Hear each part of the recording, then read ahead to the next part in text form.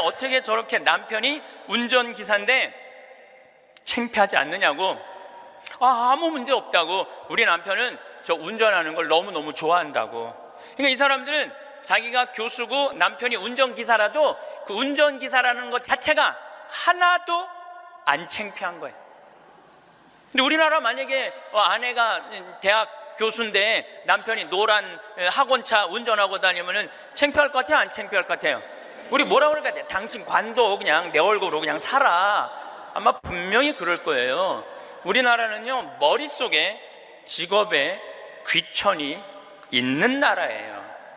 근데 우리나라 사람들 머릿속에는 행복의 등식이 뭐냐면은 1등, 서울대, 판검사, 행정고시 봐갖고 사무관, 국회의원. 이게 행복의 공식이야. 그래서 막 청소를 한다든가 소방관을 한다든가 경찰관을 한다든가 그런 거 들떨어진 애들이 하는 거라고 생각을 하고 있는 거야. 그리고 실질적으로 월급도 어떻게? 아주 적고. 우리나라 국회의원들은 1년에 월급이 한 1억 한 3천만 원 정도 돼요. 1억 3. 그런데 뭐 보좌관 또 뭐 운전기사 뭐 다 하면 한 국회의원이 얼마를 쓰냐면 7억을 써요. 7억을 써요. 한 국회의원들이 어마어마하게 쓰는 거죠.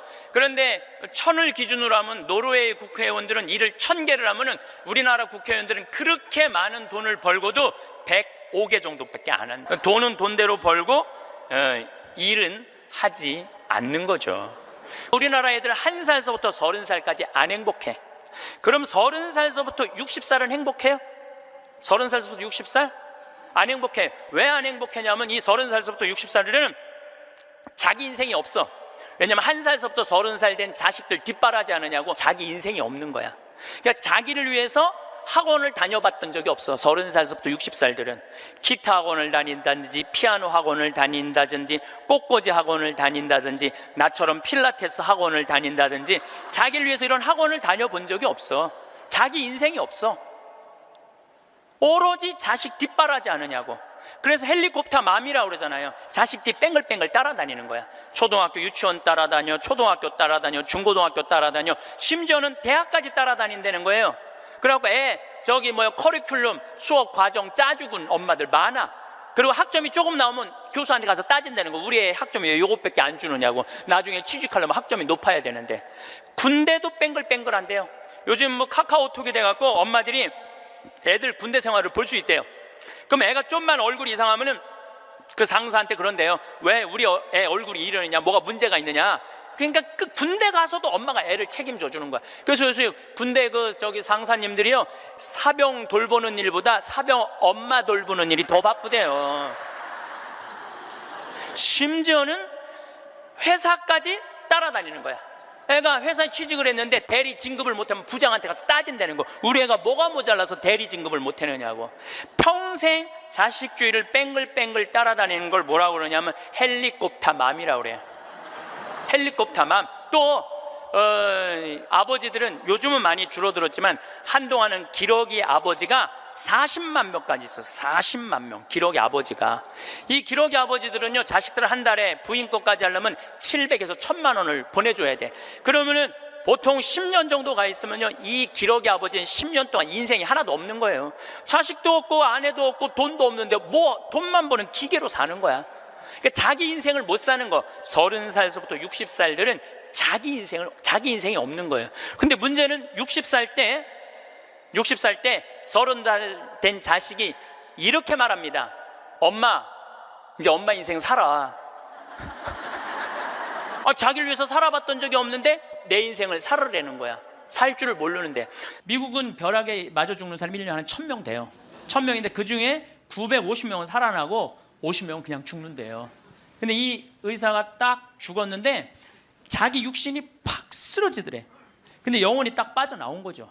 영혼이 빠져나오고 자기 육신을 보고 있는데 하나도 안 슬프더래요.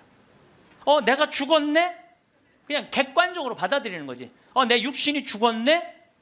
죽은 사람은 안 슬퍼요, 여러분들. 우리가 착각하고 있는 거예요. 죽은 자의 장례는 죽은 자한테 맡기라고. 너무 죽은 것 때문에 슬퍼하지 말아라. 예수님이 그랬죠?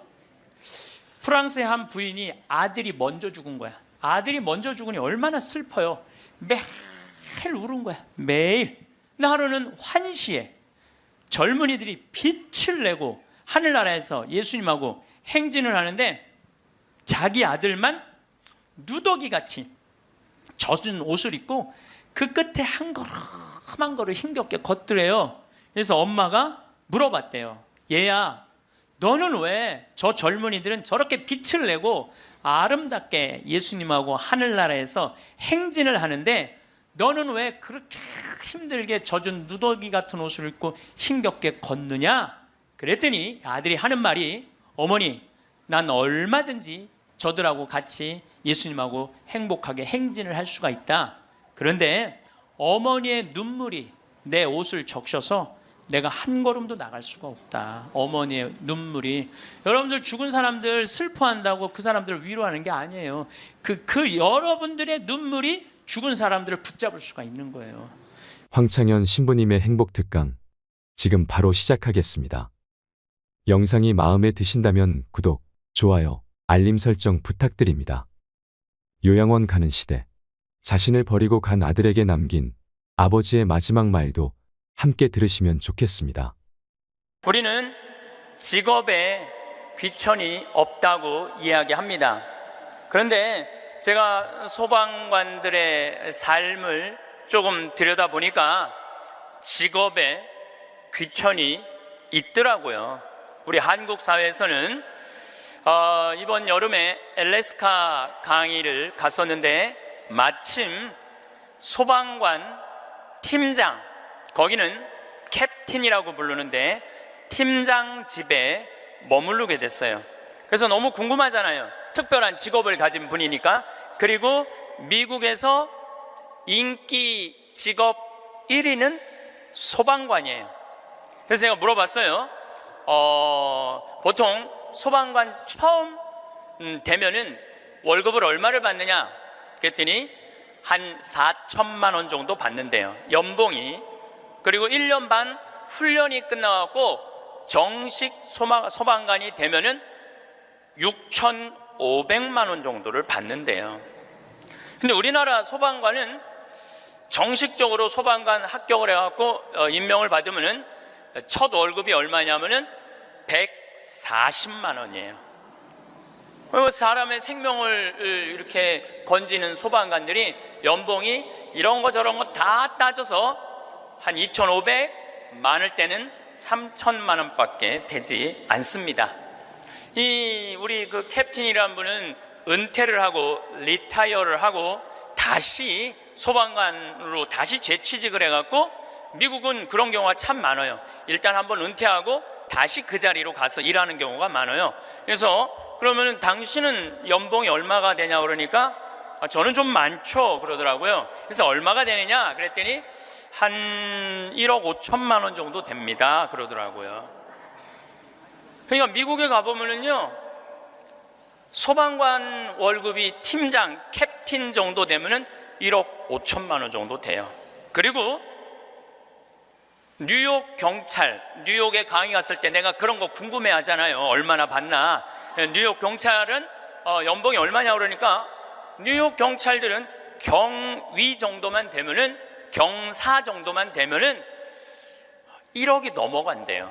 1억이. 그러니까 미국은 소방관, 경찰관, 군인들이 보통 한 5년 정도만 근무를 하면 1억이 넘어가요. 1억이.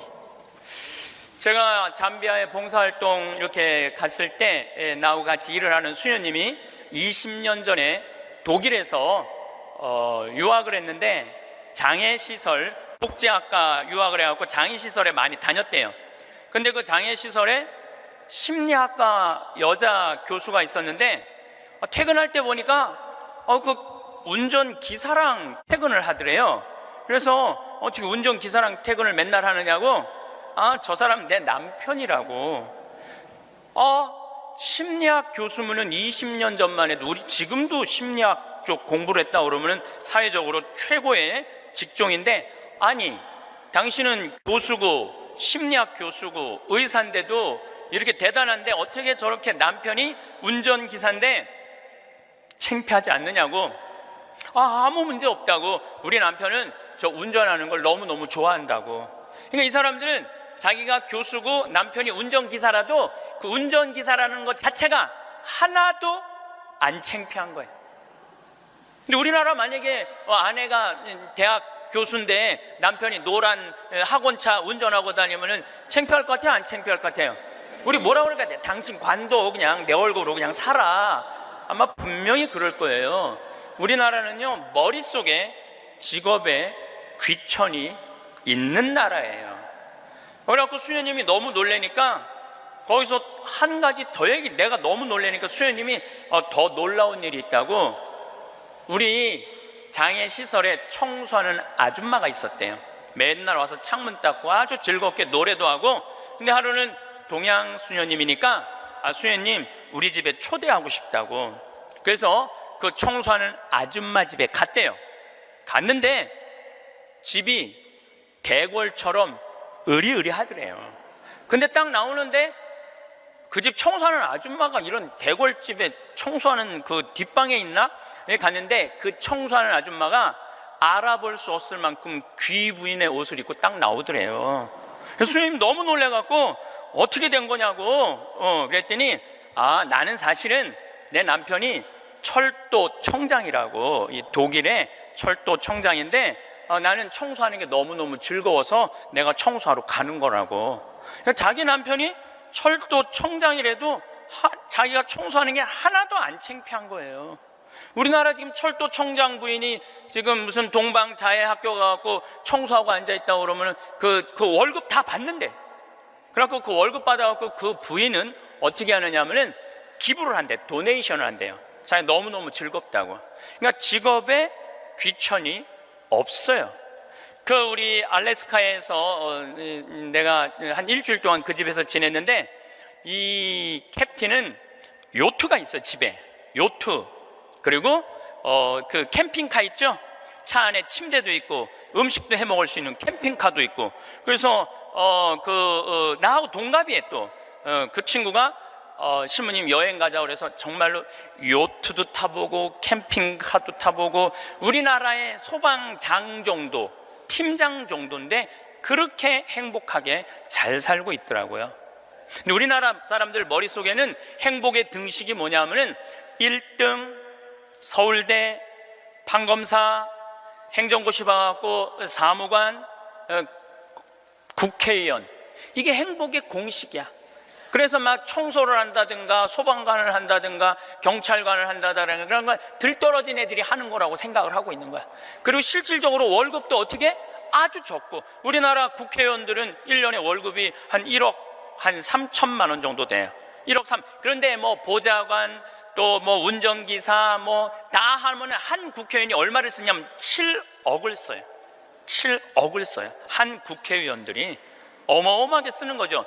그런데 1000을 기준으로 하면 노르웨이 국회의원들은 일을 1000개를 하면은 우리나라 국회의원들은 그렇게 많은 돈을 벌고도 105개 정도밖에 안 한다. 그러니까 돈은 돈대로 벌고 일은 하지 않는 거죠. 그래도 오늘 저 국회 내년 예산안 통과한 거 보니까 마음이 좀 편하네요. 몇 년 동안 제 나라 통과한 적이 없거든요. 오늘은 내가 아침에 뉴스를 보고 그래도 밥 먹을 자격이 있구나 이런 생각이 들었어요. 오늘은. 근데 여러분들, 앞으로 우리나라는 공부 잘한다고 행복한 시대는 갑니다. 이제 제가 왜 그런 시대가 가는지 말씀을 드릴게요. 10년 전만 해도 우리나라는 대학 입학생이 1년에 60만 명이었어요.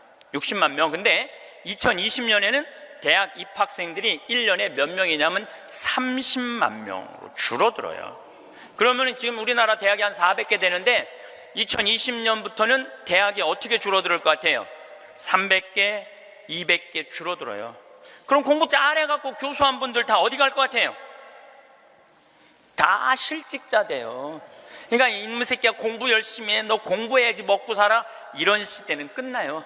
이제는 앞으로 어떤 사람들이 정말로 먹기 살기 좋은 시대가 되느냐면 포크레인 운전할 줄 아는 사람들, 그 다음에 요리 잘하는 사람들, 청소 잘하는 사람들, 이런 사람들이 행복한 시대가 온다니까요. 세상이 너무나 지금 변하고 있어요. 우리 생태마을에 올해 직원들을 채용을 해요. 또 귀가 번쩍 분들이 이런 분들이 있으니까 야, 나도 한번 거기 가볼까? 근데 이번에 자격은 뭐냐면 고등학교 졸업 예정자들만 뽑아요. 나는 대학 졸업 예정자들도 안 뽑아요. 대학원 졸업 예정자들도 안 뽑아요. 혹여 가끔 대학 졸업한 사람들, 대학원 다니는 사람들 뽑아요. 우리도 뽑는데 월급은 고등학교 졸업한 사람이나 대학 졸업한 사람이나 대학원 졸업한 사람이나 우리 생태마을 첫 월급은 똑같이 200만 원이에요. 고등학교 졸업해도 직원으로 되면 무조건 200만 원이에요. 아니 생각을 해봐요. 아니 매주 띄우는데 뭐하러 대학원 자격증이 필요해? 아니 배추 심는데 뭐하러 대학 졸업한 사람이 필요해요? 우리 생태마을에 필요한 사람은 어떤 사람이 필요하냐 하면 성실한 사람, 성격 좋은 사람, 이런 사람이 필요해요. 그리고 뭐 우리 생태마을에 지금 다녀간 사람이 100명도 넘죠. 우리 직원이 지금 한 40명 되니까 많이 바뀌어요. 근데 남아있는 사람이 어떤 사람이 남아있느냐 하면은 가정환경 행복했던 사람, 성실한 사람, 이런 사람들이 남아있어요. 가정환경 불행했던 사람, 어린 시절을 힘들게 지냈던 사람은요 많이 견뎌야 6개월이에요. 그러니까 이제는 공부를 잘하는 사람이 성공하는 시대가 아니라, 공부를 잘하는 사람이 성공하는 시대가 아니라 행복한 사람이 성공하는 시대가 오는 거예요. 근데 우리나라 OECD 국가 어린이 행복지수 조사를 해봤는데 11살, 13살, 15살을 대상으로 행복지수를 점수를 내봤는데 노르웨이가 95점인데 우리나라 애들이 60점이에요. 우리나라 애들은 안 행복해요.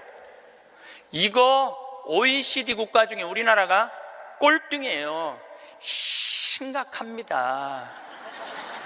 왜 심각하냐 하면은 어렸을 때 안 행복한 애들이 커서 행복할 것 같아요? 절대 그런 일은 없어요. 어렸을 때 추억이 많고 어렸을 때 행복한 애들이 커서도 행복한 거예요. 근데 우리나라는 대학생이 하루에 몇 시간 공부하냐면 4시간 공부해요. 초등학생이 하루에 몇 시간 공부하냐면 5시간 반을 공부를 해요. 중학생은 하루에 몇 시간 공부하느냐면 7시간을 공부해요. 고등학생은 하루에 몇 시간을 공부하느냐면 8시간 반을 공부를 해요.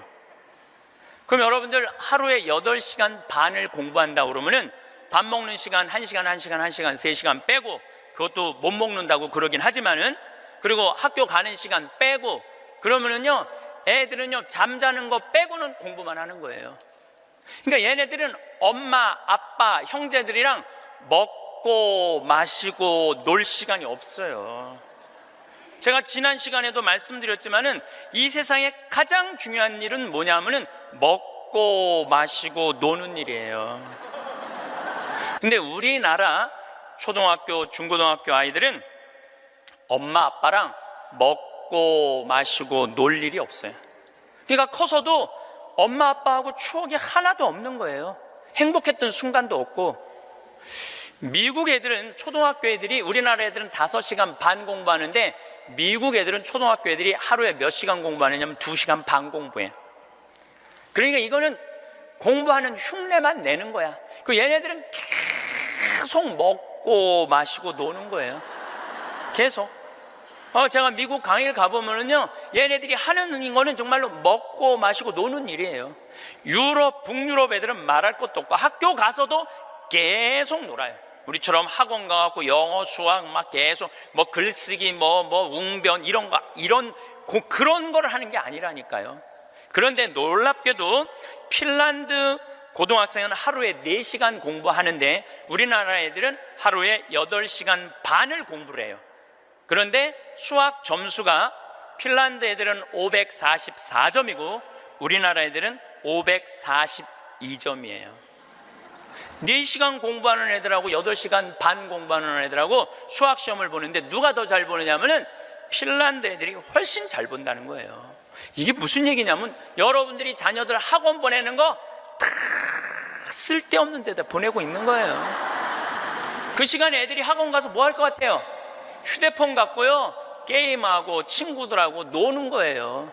그 시간에 애들 학원 가 있다고 여러분들이 그걸 교육이라고 생각하는 이 대한민국이 불행한 거죠. 그 시간에 엄마 아빠랑 맛있는 음식 만들어 먹고 손잡고 소풍 다니고 눈 바라보고 같이 놀았다면은 걔네들은 건강하게 살았을 거예요. 근데 엄마 아빠하고 그랬던 적이 하나도 없어. 여러분들 사람이 커서요, 어렸을 때 가장 기억에 많이 남는 게 뭔지 아세요? 엄마가 맛있는 음식 해줬던 거. 이게 가장 기억에 많이 남는데요. 그리고 가장 행복했던 순간이 뭔지 아세요? 엄마가 맛있는 거 해준 거 너무 맛있게 먹은 거. 그게 가장 행복한 순간이래요. 근데 우리나라 대한민국의 청소년들은 엄마가 맛있는 거 해준 거 먹은 기억이 없어요. 학교 다니느냐고. 그러니까 애들이 행복하지 않은 거죠. 애들은 참 서울대학 가야 되니까 경쟁을 해야 돼. 서울대학 가야 돼. 놀 시간이 어딨어. 여러분들 토끼와 거북이 얘기 아세요? 이거 참 웃기지도 않는 얘기 여러분들이 알고 있는 거예요. 왜냐하면 토끼하고 거북이하고 시합을 했는데 어떻게 거북이가 이겨요? 말도 안 되잖아요. 말도 안 되는 얘기예요. 어떻게 거북이가 이겨요? 이렇게 발바닥도 땅바닥에 있고 이렇게 가는 거북이가 그냥 뛰어다니는 토끼를 어떻게 이겨요? 2000년 전 이솝우화 얘기예요. 그러니까 2000년 동안 사람들은 거북이가 빠른 줄 알고 있어, 사람들은. 근데 요즘 새로운 일이 벌어졌어요. 그 후손 토끼가 생각해 보니까 너무 자존심 상하는 거야. 아니 이 빠른 우리가 거북이한테 진다는 걸 모든 사람들이 알고 있다는 게 너무 웃기잖아요. 그래갖고 토끼가 거북이한테 도전장을 내요. 다시 시합하자. 2차전을 벌이자. 2차전을 벌이자. 그래갖고 거북이가 생각해 보니까 니네들은 이 토끼들은 막 뛰어야 되기 때문에 심장이 너무 빨리 뛰기 때문에 쉬어야 돼. 그래서 얘네들은 반드시 뭐가 필요하냐면 토끼 잠이 필요해요. 토끼 잠을 자야 돼, 얘네들은. 그러니까 거북이는 믿는 구석이 있어. 너 또 토끼 잠 잘 거니까 시합해도 우리가 분명히 이길 것이다. 그래도 거북이가 생각해 보니까 그래도 준비를 해야 될 것 같아. 그래서 거북이도 어떤 준비를 하냐면은 나도 토끼처럼 뒷다리를 똑바로 세우는 훈련을 이제 하기 시작한 거예요. 뒷다리를 세워갖고 내가 빨리 좀 가야 되겠다. 뒷다리. 그리고 생각해 보니까 거북이한테 최고 치명은 뭐냐면 두꺼운 등딱지야. 그래서 등딱지를 가볍게 갈기 시작했어요. 병원 다니면서 나 좀 갈아줘라, 이거 좀 가볍게. 그래갖고 준비를 충분히 했어요. 드디어 2차전이 시작이 됐어요. 아니나 달라 토끼가 총알같이 뛰어나갔죠. 근데 거북이는 뒷다리를 이제 세워놨으니까 거북이도 만만치 않잖아요. 쫙 가면서 믿는 구석이 있어서, 어떤 믿는 구석이 있었느냐면은 이제 분명히 저 나무 밑에서는 토끼 잠을 잘 것이다. 그래갖고 토끼가 딱 보니까 역시 멀리서 지가 뒷다리를 세워봤자지. 그래갖고 쫙 오는데 자도 될 것 같아. 딱 잠을 자면서 내가 1시간만 자야지, 2시간 잘 거, 1시간만 자야지. 그런데 이제 거북이는 지나갔어. 지나가면서 네가 그러면 그렇지, 네가 토끼가 토끼 잠을 자야지. 딱 어느 정도 중간까지 갔는데 토끼가 깨어난 거예요. 2시간 잘 거 1시간 훈련을 열심히 했으니까 1시간 만에 딱 깨어나갖고 거의 결승점 도달점에 총알같이 토끼가 지나간 거예요. 그리고 거북이가 가다 보니까 토끼가 지나간 거예요. 그래서 이제 토끼가 이 불명예를 씻었어요. 드디어 이제 모든 이 짐승계에는 드디어 토끼가 이겼댄다. 걔가 토끼잠을 줄여갖고 그 거북이를 이겼댄다. 근데 이제 누가 슬프기 시작했느냐면 거북이가 슬프기 시작했어요. 내가 지다니, 이건 있을 수 없는 일이다. 내가 2000년 동안 거북이의 그 성실성 하나로 거북이가 토끼를 이겼다고 모든 세상이 다 알고 있는데 내가 이게 지다니, 이건 있을 수 없는 일이다. 절치부심한 거북이가 다시 토끼한테 도전장을 냈어요. 한 번 더 붙자. 3세판이다. 3세판. 한 번 더 붙자. 토끼가 그래? 그러면은 귀양 내가 명예를 씻으려면 완전히 씻어야, 한 번 더 붙자. 이번에 거북이는 아무리 생각해도 뒷다리 갖고는 안 될 것 같아. 앞다리까지 세우는 훈련을 한 거야. 이거를 이렇게 똑바로 세우는 훈련을 한 거야. 그래갖고 정말 피나는 훈련을 해갖고 근육을 다 세웠어요. 그리고 생각해보니까 이 등딱지는 갈아서 될 게 아닌 것 같아. 현대의 세계가 왔으니까 저기 우주 비행선에 쓰는 아주 가벼운 합금판 뚜껑이 있다는 얘기를 듣고 그걸 가갖고 갈았어요. 이 뚜껑을 너무너무 가볍게. 토끼 못지않게 이제 이 속력이 났어요. 근데 거북이가 아무리 생각해도 그거 갖고 안 될 것 같아. 그래서 마지막 한 수를 가지고 있었어요. 분명히 토끼가 저 나무 밑에서 잘 거니까 저 나무 밑에 수면제를, 이 분말가루를 설치를 해둬갖고 리모컨으로 터트리면은 완전히 내가 보낼 수 있다. 비장의 카드까지 준비해놓고 이제 도전장을 내민 거죠. 토끼는 아무리 생각해도 이번에 지면은 이게 다시는 회복할 수 없을 것 같아요. 그래갖고 토끼는 어떤 훈련을 했느냐 하면은, 어떤 훈련을 했냐면 토끼잠을 안 자고 목표 지점까지 가는 훈련을 했어요. 토끼잠을 안 자고. 그래갖고 드디어 3차전이 벌어졌어요. 3차전이 벌어져갖고 출발을 했는데 토끼가 보니까 거북이가 옛날엔 뒷다리만 세웠는데 이제는 앞다리까지 세워갖고 뛰는데 이게 만만치가 않은 거예요. 내가 정말로 자면 안 된다, 죽어라고 뛰면서 나무 밑에 도착했는데 너무 졸렸지만 그걸 극복하고 뛰어갔어요. 아니 리모컨까지 다 설치하고 이제 터트리기만 하면 이제 완전히 재워갖고 그 토끼잠으로 이기려고 그랬는데 리모컨 터트릴 시간이 없는 거예요. 이건 해보지도 못하고 져버렸어, 거북이가. 그러니까 거북이가 뭐가 왔느냐면 우울증이 왔어요. 우울증이 야, 내가 저 토끼한테는 정말로 어떻게 해볼 도리가 없단 말인가. 너무 우울증이 슬퍼갖고 이제 자살까지 생각을 했어요. 근데 할아버지가 그 손자 거북이를 보고 이런 말을 해요. 거북아, 손자야, 슬퍼하지 말아라. 너 토끼가 몇 년 사는 줄 아냐? 잘 모르는데요. 토끼는 그렇게 죽어라 하고 뛰기 때문에 토끼 수명은 7년이다. 7년. 근데 우리 거북이들은 수명이 얼마인 줄 아냐? 우리 거북이들은, 할아버지가 지금 몇 살이에요? 내가 지금 190살이다. 우리 거북이는 느리기 때문에 수명이 200살이다. 너는 느린 게 네 본질인데 왜 토끼 이기려고 그 되지도 않는 뒷다리 앞다리 세우고 왜 그렇게 인생을 힘들게 사느냐. 너는 천천히 사는 게 너의 운명이다. 그 생각을 해보니까 가만히 생각해 되지도 않는 시합을 2000년 동안 한 자기 거북이하고 토끼, 그게 웃긴 거예요. 그래서 이 거북이는 천천히 다니고 자기의 그 본성에 따라 사니까 사는 게 너무너무 즐거워요. 그러니까 느린 게 빠른 것보다 훨씬 좋구나. 빠르면 7년밖에 못 사는데 느리니까 200년을 사니까 아무리 토끼가 빠르면 왜 빨리 죽는데. 그런데 지금 대한민국은 우리 자녀들을 거북이로 안 키우고 뭘로 키우냐면 토끼로 키우고 있어요. 토끼로. 7년밖에 안 살릴 생각을 하고 토끼로 키우고 있어요. 그렇게 가장 큰 희생자가 된 사람이 누구냐면은 사도세자예요. 여러분도 사도세자 얘기 알죠? 네, 사도세자가 언제 죽었느냐면 1762년 이모년에 5월 13일 날 뒤주에 들어가고 5월 22일 날 죽었어요. 8일 동안 있다가. 그런데 이 사도세자는 아버지가 영조인데 아버지의 첫째 아들이 효장세자가 있었는데 9살에 죽어요. 9살에 죽다가 40이 넘어서 아들 하나를 얻어요. 이게 바로 이선, 정조는 이산, 정조의 아버지인 사도세자의 진짜 이름은 이선이에요. 사도세자는 죽고 난 다음에 영조가 불러준 이름은 슬픔을 생각해라, 생각살자 슬플 도자, 그래갖고 사도세자고 진짜 이름은 이선이에요.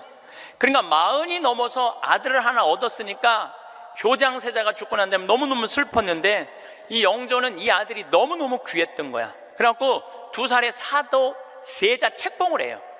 근데 얘가 얼마나 똑똑했느냐 하면은 2살 때 왕자라는 한자를 보고 아버지가 이게 무슨 자냐 그러면 아버지를 가르쳤어요.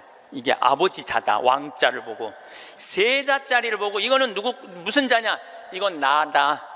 2살짜리가 5살 때 효경을 줄줄줄줄 외워요. 영조라는 임금은 공부하기 너무너무 좋아했던 임금이거든요. 그러니까 이거 진짜 똑똑한 놈 한번 만들어 보겠다고, 똑똑한 놈 만들어 보겠다고 선생을 몇 명을 들이냐면 20명을 들여요. 그래갖고 아침, 점심, 저녁으로 가르치는 거야. 계속 가르치는 거야. 그리고 이제 시험을 아버지가 나와서 보는 거예요. 너 사서삼경에 이게 무슨 뜻이냐? 그러면 20명이 둘러있고 5살, 6살짜리가 까먹을 수도 있잖아요. 그러면 대답을 못하면은요, 영조가 눈을 부라리면서 이놈 그것도 모르느냐고. 근데 세자는 때릴 수가 없었어요. 누구를 때리냐면 세자를 업고 다니는 내시를 때리는 거예요. 대신 맞는 거예요. 그러니까 여러분도 어린아이가 생각을 해봐요. 내가 문제 하나 못 맞히면은 저 내시들이 두들겨 맞으니 얼마나 이 스트레스를 많이 받아요. 그런데 7살, 10살 때는 칼싸움 하는 거 좋아하잖아요. 저도 어렸을 때 맨날 산에 가고 나무 잘라갖고 맨날 칼싸움 해갖고 여기 맨날 여기 찢어지고 그랬던 기억나요. 이 선은 상궁들하고 칼싸움을 해요. 그걸 본 영조는요, 이 상궁들을 때려 죽여요. 때려 죽여요, 그냥. 그걸 보고 이 사도세자는 너무너무 무서웠던 거야, 아버지가. 그런데 딱 12살이 되면서 사도세자는 공부하기가 싫어요. 그래서 이때부터 책만 보면 머리가 지끈지끈 아픈 거예요. 그러니까 조기 교육의 최고의 희생자는 누구냐면은 사도세자예요. 그러니까 아버지는 공부를 가르치는데 아들은 공부하기가 싫은 거야. 그리고 얘가 키가 엄청나게 커요. 사도세자가 뭐 세자 그래갖고 나만큼 조그만 줄 아는데 키가 1m 막 80대고 청룡도를 휘두를 정도로 힘이 좋았다는 거. 관우가 청룡도를 휘두르고 그랬다는 거예요. 말도 잘 타고 화살도 잘 쏘고. 근데 아버지는 그게 너무너무 싫었던 거야, 그렇게 하는 게. 그래 아버지하고 점점 갈등을 일으키면서 광증에 시달려요. 미쳐갖고 나중에는 마지막에 자기가 데리고 있었던 시종들 100명을 죽여요. 마음에 안 들면 칼로 쳐 죽이는 거예요. 나중에 무당하고도 살고 비구니 스님하고도 살고, 도저히 아버지가 컨트롤할 수 없을 정도로. 엄마도 해경궁 홍씨도 자기 남편을 컨트롤할 수 없어요. 그래서 결국은 죽일 수밖에 없었던 거예요. 이게 사도세자의 슬픔이에요. 이게 조기교육의 희생자예요. 조기교육의 희생자. 그런데 이 사도세자도 내가 보기엔 딱 7년 만에 돌은 거야. 토끼처럼 7년 만에 돌은 거예요. 근데 여러분들도 초등학교 1학년 때부터 애들 어떻게 해요? 영조가 20명 선생 된 거나 여러분들이 학원 애들 10개, 12개 보내는 거나 다를 바 하나도 없어요. 애들 미치게 만드는 거예요. 그러면은 언제까지가 애들이 엄마가 시키는 대로 따라하느냐면 중학교 1학년 때까지는 딱 시켜요. 해요. 근데 딱 그 7년이 지나고 나면 애들 눈빛이 쫙 꺾어지기 시작해요. 네. 중학교 2학년만 되면은 눈빛이 싹 돌아가기 시작해요. 돌아가기 시작하면 그때부터 애들은 미치는 거예요. 근데 여러분들 이게 웃을 일이 아니에요. 그 미치는 애들이요, 한둘이 아니에요. 참 많아요. 그럼 이때부터는 엄마도 컨트롤이 안 되는 거예요. 아버지도 컨트롤이 안 되는 거예요. 그리고 얘는 행복했던 순간이 하나도 없었던 거야. 행복했던 순간이 없기 때문에 이때부터는 엄마한테 소리 지르고 물건 던지고, 심지어는 엄마를 때리는 아이들도 참 많습니다. 이 엄마들은 어디 가서 얘기도 못해요. 중학교 2학년 3학년 되는 애한테 맞는다, 자식이 무서워서 벌벌 떠는 부모들이 참 많습니다. 그럼 얘가 미치게 만드는 장본인이 누구예요? 엄마들이에요. 엄마들이 얘를 미치게 만드는 거예요. 미쳐갖고 이제 애가 이렇게 뛰고 저렇게 뛰면 나한테 데리고 와요. 그러면 얘네들 눈빛이 싹 돌아간 걸 내가 봐요. 그럼 상담을 해보잖아요. 그럼 걔네들이 나한테 하는 얘기가, 자기는 초등학교 때 자기 자유시간이 하나도 없었다는 거예요. 자유시간 하나도 없이 엄마가 이 학원 가라면 저 학원 가고 저 학원 가고 저 학원 가고, 그래서 자기 미치겠다는 거예요. 막 속에서 불이 일어난다는 불. 이 사도세자가 뭐라 하냐면 자기 속에서는 울화증이 일어났다. 울화증이. 만약에 영조가 사도세자가 그렇게 무기신식이라는 무에서도 편해요. 사도세자가 그만큼 똑똑한 사람이었고, 만약에 영조가 이 아들을 정말로 청룡도도 마음대로 하게 하고 창, 활, 말 다 잘 탔거든요. 그렇게 키웠다면 우리나라는 광개토왕 대왕만큼 훌륭한 군주, 강력한 군주를 18세기에 모실 수 있었을 거야. 사도세자가 죽고 난 다음에 정조가 임금이 됐잖아요. 권력 기반이 취약했어요. 그 다음에 정조가 1800년에 죽고 순조, 헌종, 철종, 고종 다 7살, 10살, 18살, 17살짜리들이 왕 되면서 조선은 끝난 거예요. 여러분들도 지금 가만히 생각해 봐요. 지금 내가 하나 둘 가지고 있는 애 공부 그렇게 시켜갖고 미쳤어. 그렇게 미쳤어? 그러면요, 그 집안은요 나중으로도 희망이 없는 집안이에요. 그리고 참 고치기 힘든 병이 뭔지 아세요? 정신병이에요. 제가 수많은 사람들을 만나면서, 수많은 아이들을 만나면서 가장 고치기 힘든 병이 정신병이에요. 우울증이라든가 조울증이라든가 이렇게 걸린 사람들은 평생 병원에 들락날락하고 평생 약 먹다가 결국은 그렇게 죽는 거예요. 근데 자기 자식을 뒤주에 가둬서 죽이지는 않지만, 여기 있는 분들 중에 뒤주에 가둬서 죽일 사람은 없지만은 그렇게 미치게 만드는 부모들이 참 많다는 거예요. 미치게 만드는 거예요. 그놈의 1등 병 때문에. 여러분들 초등학교 때 막 뛰어노는 애 중에 미치는 애들은 없어요. 초등학교 때 막 엄마 아빠랑 같이 뛰어놀고 들로 산으로 뭐 친구들하고 어울리고 엄마 아빠하고 먹고 마시고 논 아이들 중에 미치는 애들은 없어요. 어떤 애들이 미치냐면 되지도 않는, 머리 돌아가지도 않는 책상에서 학원에서 시달리면서 미치는 애들이 많은 거죠. 거북이가 등딱지 합금으로 바꾸듯이 자식 영어 발음 좋게 한다고 혀 이렇게 늘리는 수술하고 초등학생들한테 10개씩 학원 다니게 하는 일이 자식 미치게 만드는 일이에요. 이렇게 얘기해요. 엄마, 나 왜 이렇게 공부해야 돼? 너 1살서부터 30살 때까지 열심히 공부해서 나중에 행복하게 하려고 그래. 나중에 행복한 건 없어요. 행복하려면 언제 행복해야 돼? 지금 행복해야 돼요. 지금 행복하지 않는 애는 나중에도 안 행복해요. 여러분들도 마찬가지입니다. 많은 분들이 나는 이제 아파트도 사놓고 애들 결혼도 시켜놓고 내가 이제 60살서부터 나중에 행복해야지. 그런 분은요, 떨커덕 오늘 아침에도 내가 나오면서 암 걸린 분 안수기도를 해주고 나왔는데, 내 손에서 안 나와도 안수를 받고 싶다 그래서 내가 해주고 왔어요. 내 손에서 안 나와도 안수를 받고 싶다 그래서 해주고 나왔는데, 자매님 보니까 굉장히 건강한데 무슨 암 말기래요. 대개 우리는요 나중은 안 기다려요. 그러니까 행복하려면 언제 행복해야 돼? 지금 행복해야 돼. 지금 맛있는 거 사 먹으려면 언제 사 먹어? 지금 사 먹어야 돼. 나중에 사 먹지 말고. 경치 좋은 데 가려면 언제 가야 돼? 지금 가야 돼. 지금. 나중에 가지 말고. 근데 우리는 애들한테 이렇게 얘기한단 말이에요. 너 1살서부터 30살 때까지 고생해야지 나중에 행복하다는 거. 이제는 1살서부터 30살까지 공부 죽어라 해도 행복한 시대는 갔어요. 이제 교수 돼도요 일자리 치열합니다. 지금 변호사들, 노는 변호사들 수두룩하게 많습니다. 이제는 머리로 사는 애들이 행복한 세상이 오는 게 아니라 몸으로 사는 애들이 행복한 세상이 다가오고 있어요. 나는 어제도 우리 직원이 저녁에 이제 대전에서 강의 끝나고 들어갔는데, 고등학교 졸업하고 군대 갔다 와서 대학교 다니다 때려치고 우리 집에 왔어요. 내가 이렇게 물어봤어요. 이리 와봐라, 너 오늘 이 강의 준비하면서 네가 지금 대학교 4년을 다녔으면 얼마를 대학에다가 쏟아 넣을 것 같아? 1억 쏟아 넣는데. 1억 쏟아 넣지?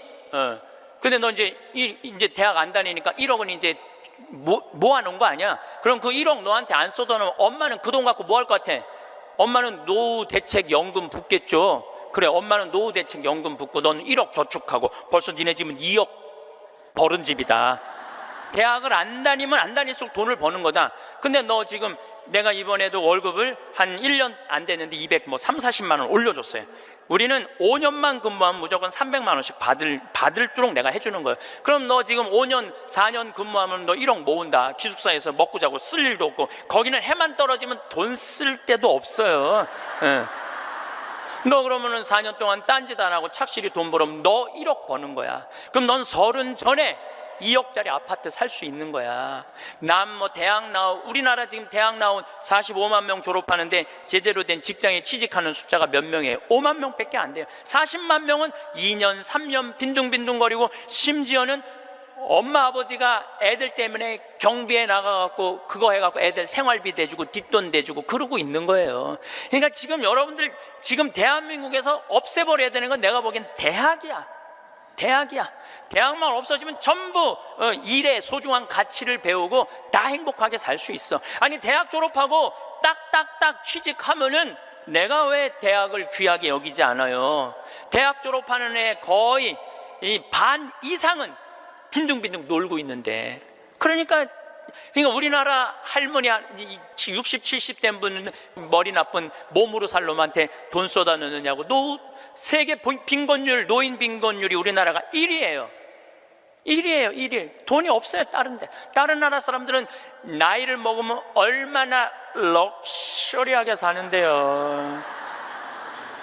놀지도 못하고 죽어라 30살까지 나중에 행복하려고 공부했는데 취직 안 되면 그 허탈감, 좌절, 이거는요, 어른들은 상상할 수 없을 만큼 힘든 거예요. 상상할 수 없을 만큼. 한 3달 전에 아주 이쁘장한 여자아이가 절 찾아왔어요. 공부도 굉장히 잘하는 아이예요. 공무원 시험을 보는데 계속 3번인가 4번 떨어진 거예요. 너무너무 좌절감, 우울증에 시달려는 아이예요. 예. 날 찾아왔어요. 내가 얘기했어요. 꼭 공무원을 해야 되냐? 꼭 좋은 회사를 가야 되냐? 그냥 내가 즐겁게 일하고 그냥 행복하게 살면 되지, 왜 그 힘든 목표를 세워놓고 계속 좌절감을 느끼느냐? 넌 좀 오늘을 좀 행복하게 살아라. 근데 이 친구가 며칠 전에 저한테 메시지 했어요. 신부님, 저 취직했어요. 너무너무 행복해요. 눈높이를 조금만 낮추면 우리는 지금 행복할 수 있는데 항상 나중에 행복하려고 눈높이를 너무 높여갖고 그것도 못하고 이것도 못하고 저것도 못하는 거예요. 그러니까 우리나라 애들 1살서부터 30살까지 안 행복해. 그럼 30살서부터 60살은 행복해요? 30살서부터 60살? 안 행복해. 왜 안 행복하냐면 이 30살서부터 60살들은 자기 인생이 없어. 왜냐면 1살서부터 30살 된 자식들 뒷바라지 않느냐고 자기 인생이 없는 거야. 그러니까 자기를 위해서 학원을 다녀봤던 적이 없어. 30살서부터 60살들은 기타 학원을 다닌다든지 피아노 학원을 다닌다든지 꽃꽂이 학원을 다닌다든지 나처럼 필라테스 학원을 다닌다든지 자기를 위해서 이런 학원을 다녀본 적이 없어. 자기 인생이 없어. 오로지 자식 뒷바라지 않느냐고. 그래서 헬리콥터 맘이라고 그러잖아요. 자식 뒤 뺑글뺑글 따라다니는 거야. 초등학교 유치원 따라다녀, 초등학교 따라다녀, 중고등학교 따라다녀, 심지어는 대학까지 따라다닌다는 거예요. 그래갖고 커리큘럼 수업 과정 짜주군 엄마들 많아. 그리고 학점이 조금 나오면 교수한테 가서 따진다는 거. 우리 애 학점이 왜 요것밖에 안 주느냐고. 나중에 취직하려면 학점이 높아야 되는데. 군대도 뺑글뺑글한데요. 요즘 카카오톡이 돼갖고 엄마들이 애들 군대 생활을 볼 수 있대요. 그럼 애가 좀만 얼굴이 이상하면은 그 상사한테 그런대요. 왜 우리 애 얼굴이 이러느냐, 뭐가 문제가 있느냐. 그러니까 그 군대 가서도 엄마가 애를 책임져 주는 거야. 그래서 요새 군대 상사님들이요, 사병 돌보는 일보다 사병 엄마 돌보는 일이 더 바쁘대요. 심지어는 회사까지 따라다니는 거야. 애가 회사에 취직을 했는데 대리 진급을 못하면 부장한테 가서 따진다는 거. 우리 애가 뭐가 모자라서 대리 진급을 못하느냐고. 평생 자식주의를 뺑글뺑글 따라다니는 걸 뭐라고 그러냐면 헬리콥터 맘이라고 그래요. 헬리콥터 맘. 또 아버지들은 요즘은 많이 줄어들었지만 한동안은 기러기 아버지가 40만 명까지 있었어. 40만 명 기러기 아버지가. 이 기러기 아버지들은요, 자식들 한 달에 부인 것까지 하려면 700에서 1000만 원을 보내줘야 돼. 그러면은 보통 10년 정도 가 있으면요, 이 기러기 아버지는 10년 동안 인생이 하나도 없는 거예요. 자식도 없고 아내도 없고 돈도 없는데 뭐 돈만 버는 기계로 사는 거야. 그러니까 자기 인생을 못 사는 거. 30살서부터 60살들은 자기 인생이 없는 거예요. 근데 문제는 60살 때 30살 된 자식이 이렇게 말합니다. 엄마, 이제 엄마 인생 살아. 자기를 위해서 살아봤던 적이 없는데 내 인생을 살으라는 거야. 살 줄을 모르는데. 30살서부터 60살은 뭐 해야 되는 나이냐면요, 자아실현해야 되는 나이야. 자아실현이라는 게 뭐예요? 자기의 능력을 쓰는. 오늘 물이 없는데 여기 물을 하나 갖다 놓으면 내가 이 물을 안 먹었으면 이 물은 자아실현하는 물이에요? 자아실현 안 하는 물이에요? 자아실현 안 하는 물이에요. 내가 먹어줘야지 자아실현이 되는 물이에요. 자아실현이 되는 물이에요. 여러분들이 샴푸를 하나 샀어. 그럼 샴푸를 사면은 그 샴푸를 한 방울까지 다 쓰면은 여러분들 기분 좋아요, 안 좋아요? 그 샴푸는 나한테 와서 자기 능력을 다 썼어요, 안 썼어요? 그럼 자아실현 한 거야, 안 하는 거예요? 자아실현 한 거죠. 내가 요즘 목욕 가방에 샴푸 하나 다니는데 요만큼 남았어. 그 짜서 쓸 때마다 기분이 너무 좋아요. 너 이제 자아실현 다 돼가는구나. 이제 자기 능력 다 썼으니까. 우리 사제관에 개가 한 마리 있어요. 문수라는 개가 있는데 얘가요, 딱 사제관에 도착하면은요 총알같이 튀어나와요, 자기 집에서. 그리고 요만한 개가 내 가슴까지 뛰어 올라와요. 그리고 놀라운 거는요, 얘가 사제관에 신부들이 오면 안 물고 안 짖어요. 근데 여자들만 오면은 잡아 먹을 듯이 짖어요, 진짜로. 그리고 막 엉덩이고 허벅지고 다 깨물어요. 얘 자아실현 하는 게 자아실현 안 하는 게예요. 자아실현 하는 게예요. 근데 우리나라 30살서부터 60살 된 많은 분들은 자기 능력을 안 써요. 자기 능력을 안 쓰고 자식만을 위해서 살아요. 근데 60살서부터 엄마 인생을 살려고 그러면은 자기 능력이 뭔지를 모르는데, 그러니까 사는 게 재미가 하나도 없는 거. 사는 게, 인생은요 재미있어야 돼, 의미가 있어야 돼. 이 두 가지가 같이 가야 돼. 재미와 의미가 같이 가야 돼. 그런데 내가 기타를 잘 쳤다면 기타 치러 온 세상 돌아다니고, 꽃꽂이 했다면 온 성당에 꽃꽂이 하러 다니고, 뭐 춤췄다면 춤추러 다니고 이럴 텐데 나를 위해서 한 게 하나도 없는 거야. 그러니까 사는 게 재미가 없는 거야. 60살서부터 100살까지 어떻게 살아? 그러니까 우리는 1살서부터 30살도 안 행복하고 30살서부터 60살도 안 행복한 거예요. 그럼 60살서부터 100살은 행복하냐? 이 얘기는 이제 다음 시간에 하도록 하겠습니다. 기도, 자녀를 위한 기도 바치겠습니다. 나를 고쳐주소서.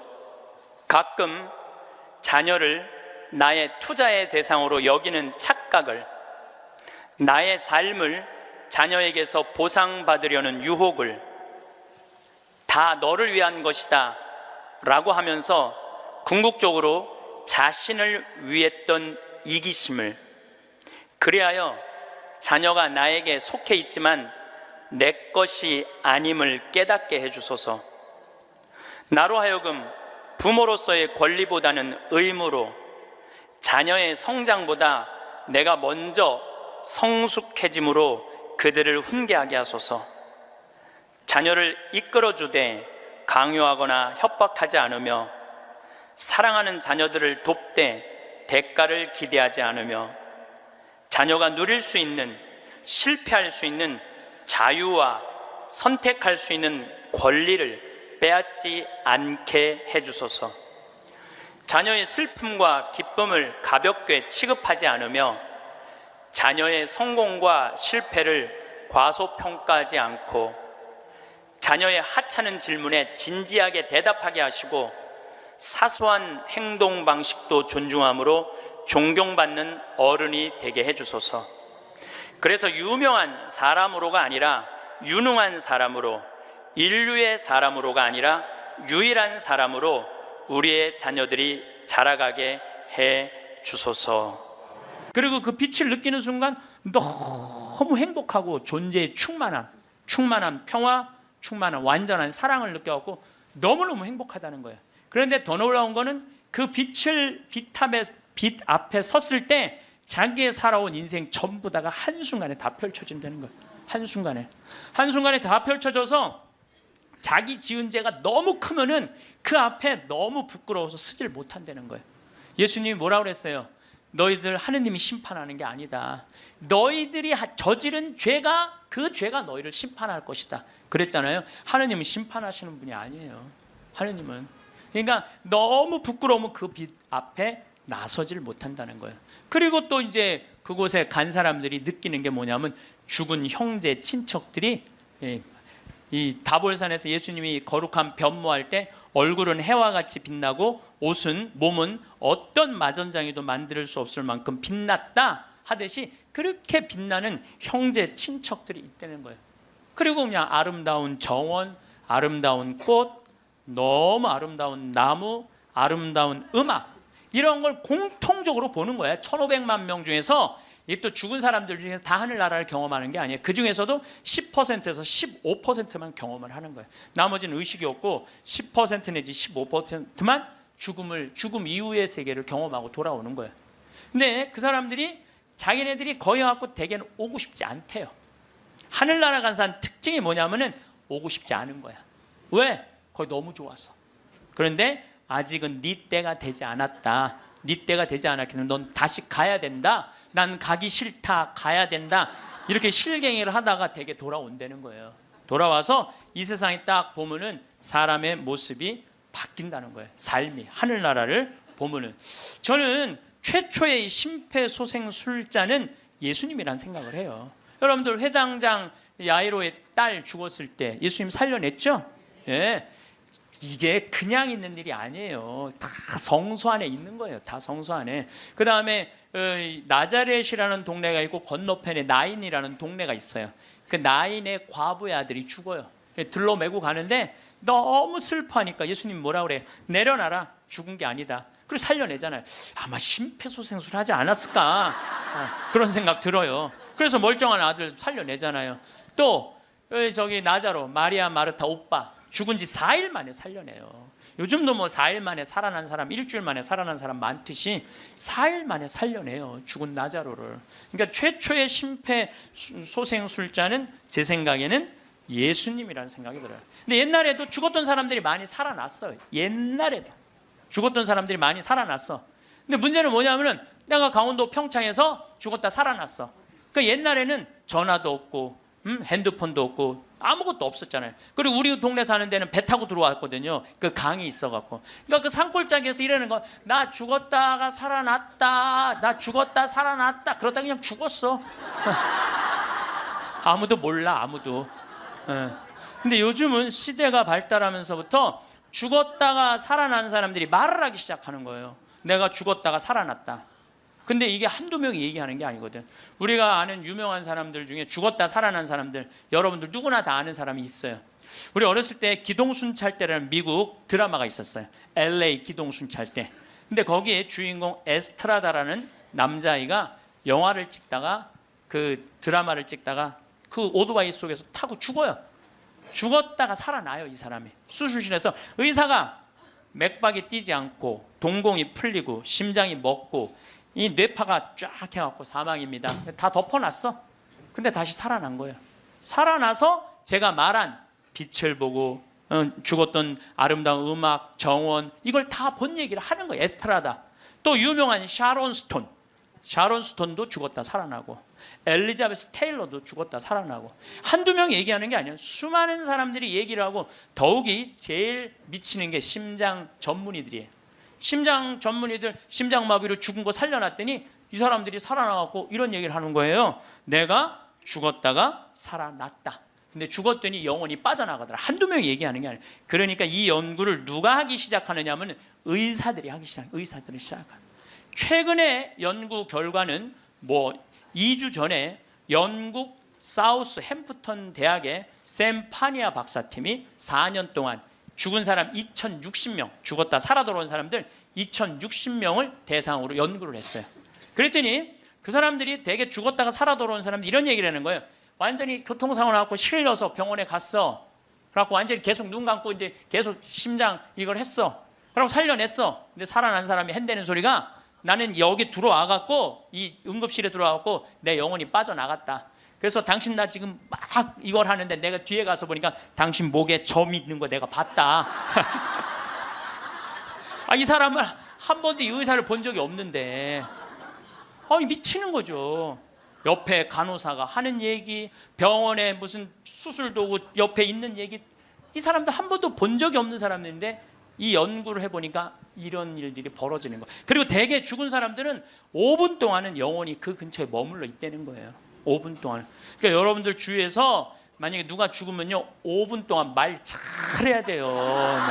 괜히 잘 죽었다, 그렇게 못되게 살더니 잘 죽었다, 아유 지옥에나 갔으면 좋겠다, 이러면요 이 영혼이 한번 꼬기 시작하면요 인생이 꼬이는 거예요.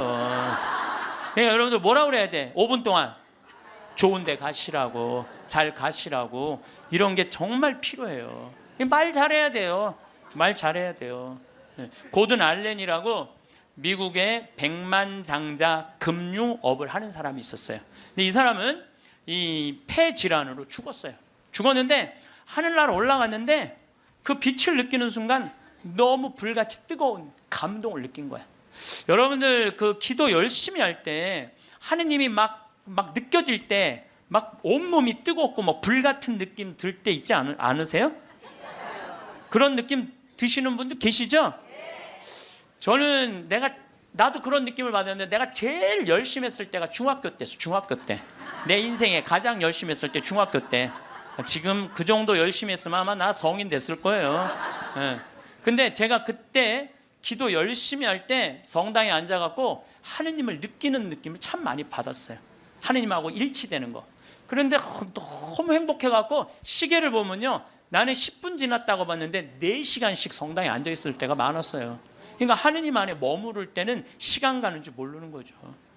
그 이후로는 거의 느낀 적이 없어요. 그 이후로는. 그 이후로는. 근데 어쨌든 이 고든 알렌이라는 사람은 성당도 안 다니는 사람이고 하느님도 믿지 않는 사람인데 하늘나라 올라가서 그 빛을 느끼는 순간 이건 나는 세상의 빛이다. 요한복음 1장 1절에 나오는 말씀처럼 정말로 너무 행복했던 거야. 세상에 딱 돌아와갖고요, 이 고든 알렌은 자기가 그 많은 돈 의미가 없다는 걸 느껴요. 그리고 친구한테 전화를 해요. 같이 금융업을 하는 친구한테 나 그만둘 거다. 그리고 차도 큰 거에서 작은 걸로 옮겨 타고 그 다음에 이 집도 큰 거에서 작은 걸로 옮겨가요. 그리고 그 잘 번들은 돈을 다 관두고 지금은 미니스터 목사님이 돼갖고 정말 어려운 사람들 컨설팅을 해줘요. 그러니까 되게 죽었다가 살아 돌아온 사람들 특징이 뭐냐면은 삶이 바뀌는 거야. 목사님이 된다든지 자선 사업을 한다든지 착해. 사람은 죽어봐야 철이 들어. 사람은 죽어봐야 철이 들어. 근데 이 죽을 수가 없으니 얼마나 답답한 노릇이에요. 앤더슨 시코리아라고 미국 뉴욕의 정형외과 의사예요. 심리학 박사고 대학 교수고. 이 사람은 94년도에 가족들이랑 야외에 나가다가 공중전화를 하다가 벼락에 맞아 죽어요. 벼락에 맞아. 미국은 벼락에 맞아 죽는 사람이 1년에 한 1000명 돼요. 1000명인데 그중에 950명은 살아나고 50명은 그냥 죽는데요. 근데 이 의사가 딱 죽었는데 자기 육신이 팍 쓰러지더래. 근데 영혼이 딱 빠져나온 거죠. 영혼이 빠져나왔고 자기 육신을 보고 있는데 하나도 안 슬프더래요. 내가 죽었네? 그냥 객관적으로 받아들이는 거지. 내 육신이 죽었네? 죽은 사람은 안 슬퍼요, 여러분들. 우리가 착각하고 있는 거예요. 죽은 자의 장례는 죽은 자한테 맡기라고. 너무 죽은 것 때문에 슬퍼하지 말아라. 예수님이 그랬죠? 프랑스의 한 부인이 아들이 먼저 죽은 거야. 아들이 먼저 죽으니 얼마나 슬퍼요. 매일 울은 거야. 매일.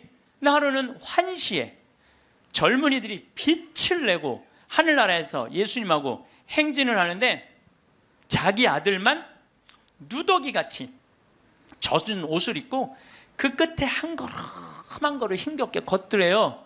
그래서 엄마가 물어봤대요. 얘야, 너는 왜 저 젊은이들은 저렇게 빛을 내고 아름답게 예수님하고 하늘나라에서 행진을 하는데 너는 왜 그렇게 힘들게 젖은 누더기 같은 옷을 입고 힘겹게 걷느냐? 그랬더니 아들이 하는 말이, 어머니, 난 얼마든지 저들하고 같이 예수님하고 행복하게 행진을 할 수가 있다.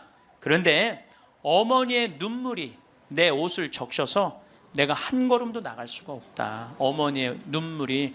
여러분들 죽은 사람들 슬퍼한다고 그 사람들을 위로하는 게 아니에요. 그 여러분들의 눈물이 죽은 사람들을 붙잡을 수가 있는 거예요. 여러분들 이번에 세월호에서 죽은 아이들 천국 갔을 것 같아요? 안 갔을 것 같아요? 갔어요. 얘네들 다 천국 갔어. 왜? 아니 고등학교 2학년이 죄를 지면 얼마나 짓겠어요? 그렇지 않겠어요? 대한민국의 또 고등학교 2학년 애들은요 죄질 시간도 없어요. 학원 다니느냐고 죄질 시간이 어디 있어. 여러분 한번 생각을 해보세요. 여러분들 고등학교 2학년 때 지은 죄랑 요즘 나이 먹어갖고 지은 죄랑 한번 비교 한번 해보세요. 그럼 여러분들도 고등학교 2학년 때 죽었으면 천국 갔을 것 같아요? 안 갔을 것 같아요? 여러분들 다 갔어요. 요즘 죽으면 어때요? 요즘 죽으면 진감인가 하죠. 갈지 안 갈지. 어쨌거나 이거는 확실해. 여러분들도 고등학교 2학년 때 죽었으면 천국 갔어요. 분명히. 그러니까 얘네들 다 천국 갔어요. 그러면은 얘네들 떠난 지가 200일이 넘어요. 오늘 아마 207, 8일 정도 될 거예요. 그러면요 100일 탈상도 해요. 100일이면 다 떠나 보내요.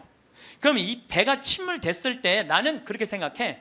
이 선주, 이 배 주주, 이 세월호의 주인은요 자기가 애들 배 가라앉았을 때 쫓아갔어야 돼요. 쫓아가갖고 자기가 책임자면 수습을 해야 돼요. 수습을 하고 최고 좋은 잠수사들 돼서 애들 건질 수 있을 때까지 최대한 빨리 건졌어야 돼. 그리고 자기 있는 재산 다 정리해서 그 자식들 죽으면 여러분들 일이 손에 잡힐 것 같아요? 그거는 잡힐 수가 없어요. 지금 안산에 그 자식 죽은 부모님들 일 안 한다고 뭐 누가 뭐라 그러는데 아마 자기 자식 한번 죽어봐. 생떼 같은 자식. 일을 할 수 있을 것 같아요? 못해요. 그러면은 그분들한테 그 슬픔 또 삶에 자기가 재산이 없는 게 아니잖아. 4천억이나 있다는데. 그러면은 끌어모을 수 있는 것까지 다 끌어모아서 책임을 져야지.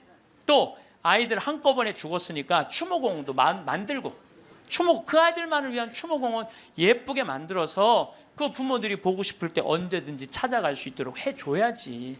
그렇지 않겠어요? 근데 이거는 뭐 자기가 책임지기 싫어하고 도망 다니기 시작해. 도망.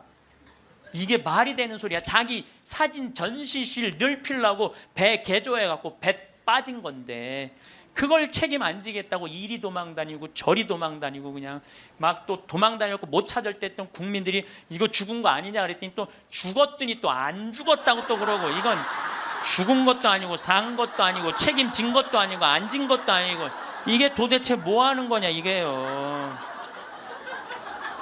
참. 아니 이제 웃을 일이 아니에요 여러분들. 얼마나 이게 우리가 죽음에 대해서 미성숙하게 대처를 하는지. 그리고 저는 정치인들도 참 답답해요. 아니 그걸 못 잡아? 거기서부터 답답해요. 그걸 못 잡아? 네? 안 잡는 거예요? 난 또 몰랐네.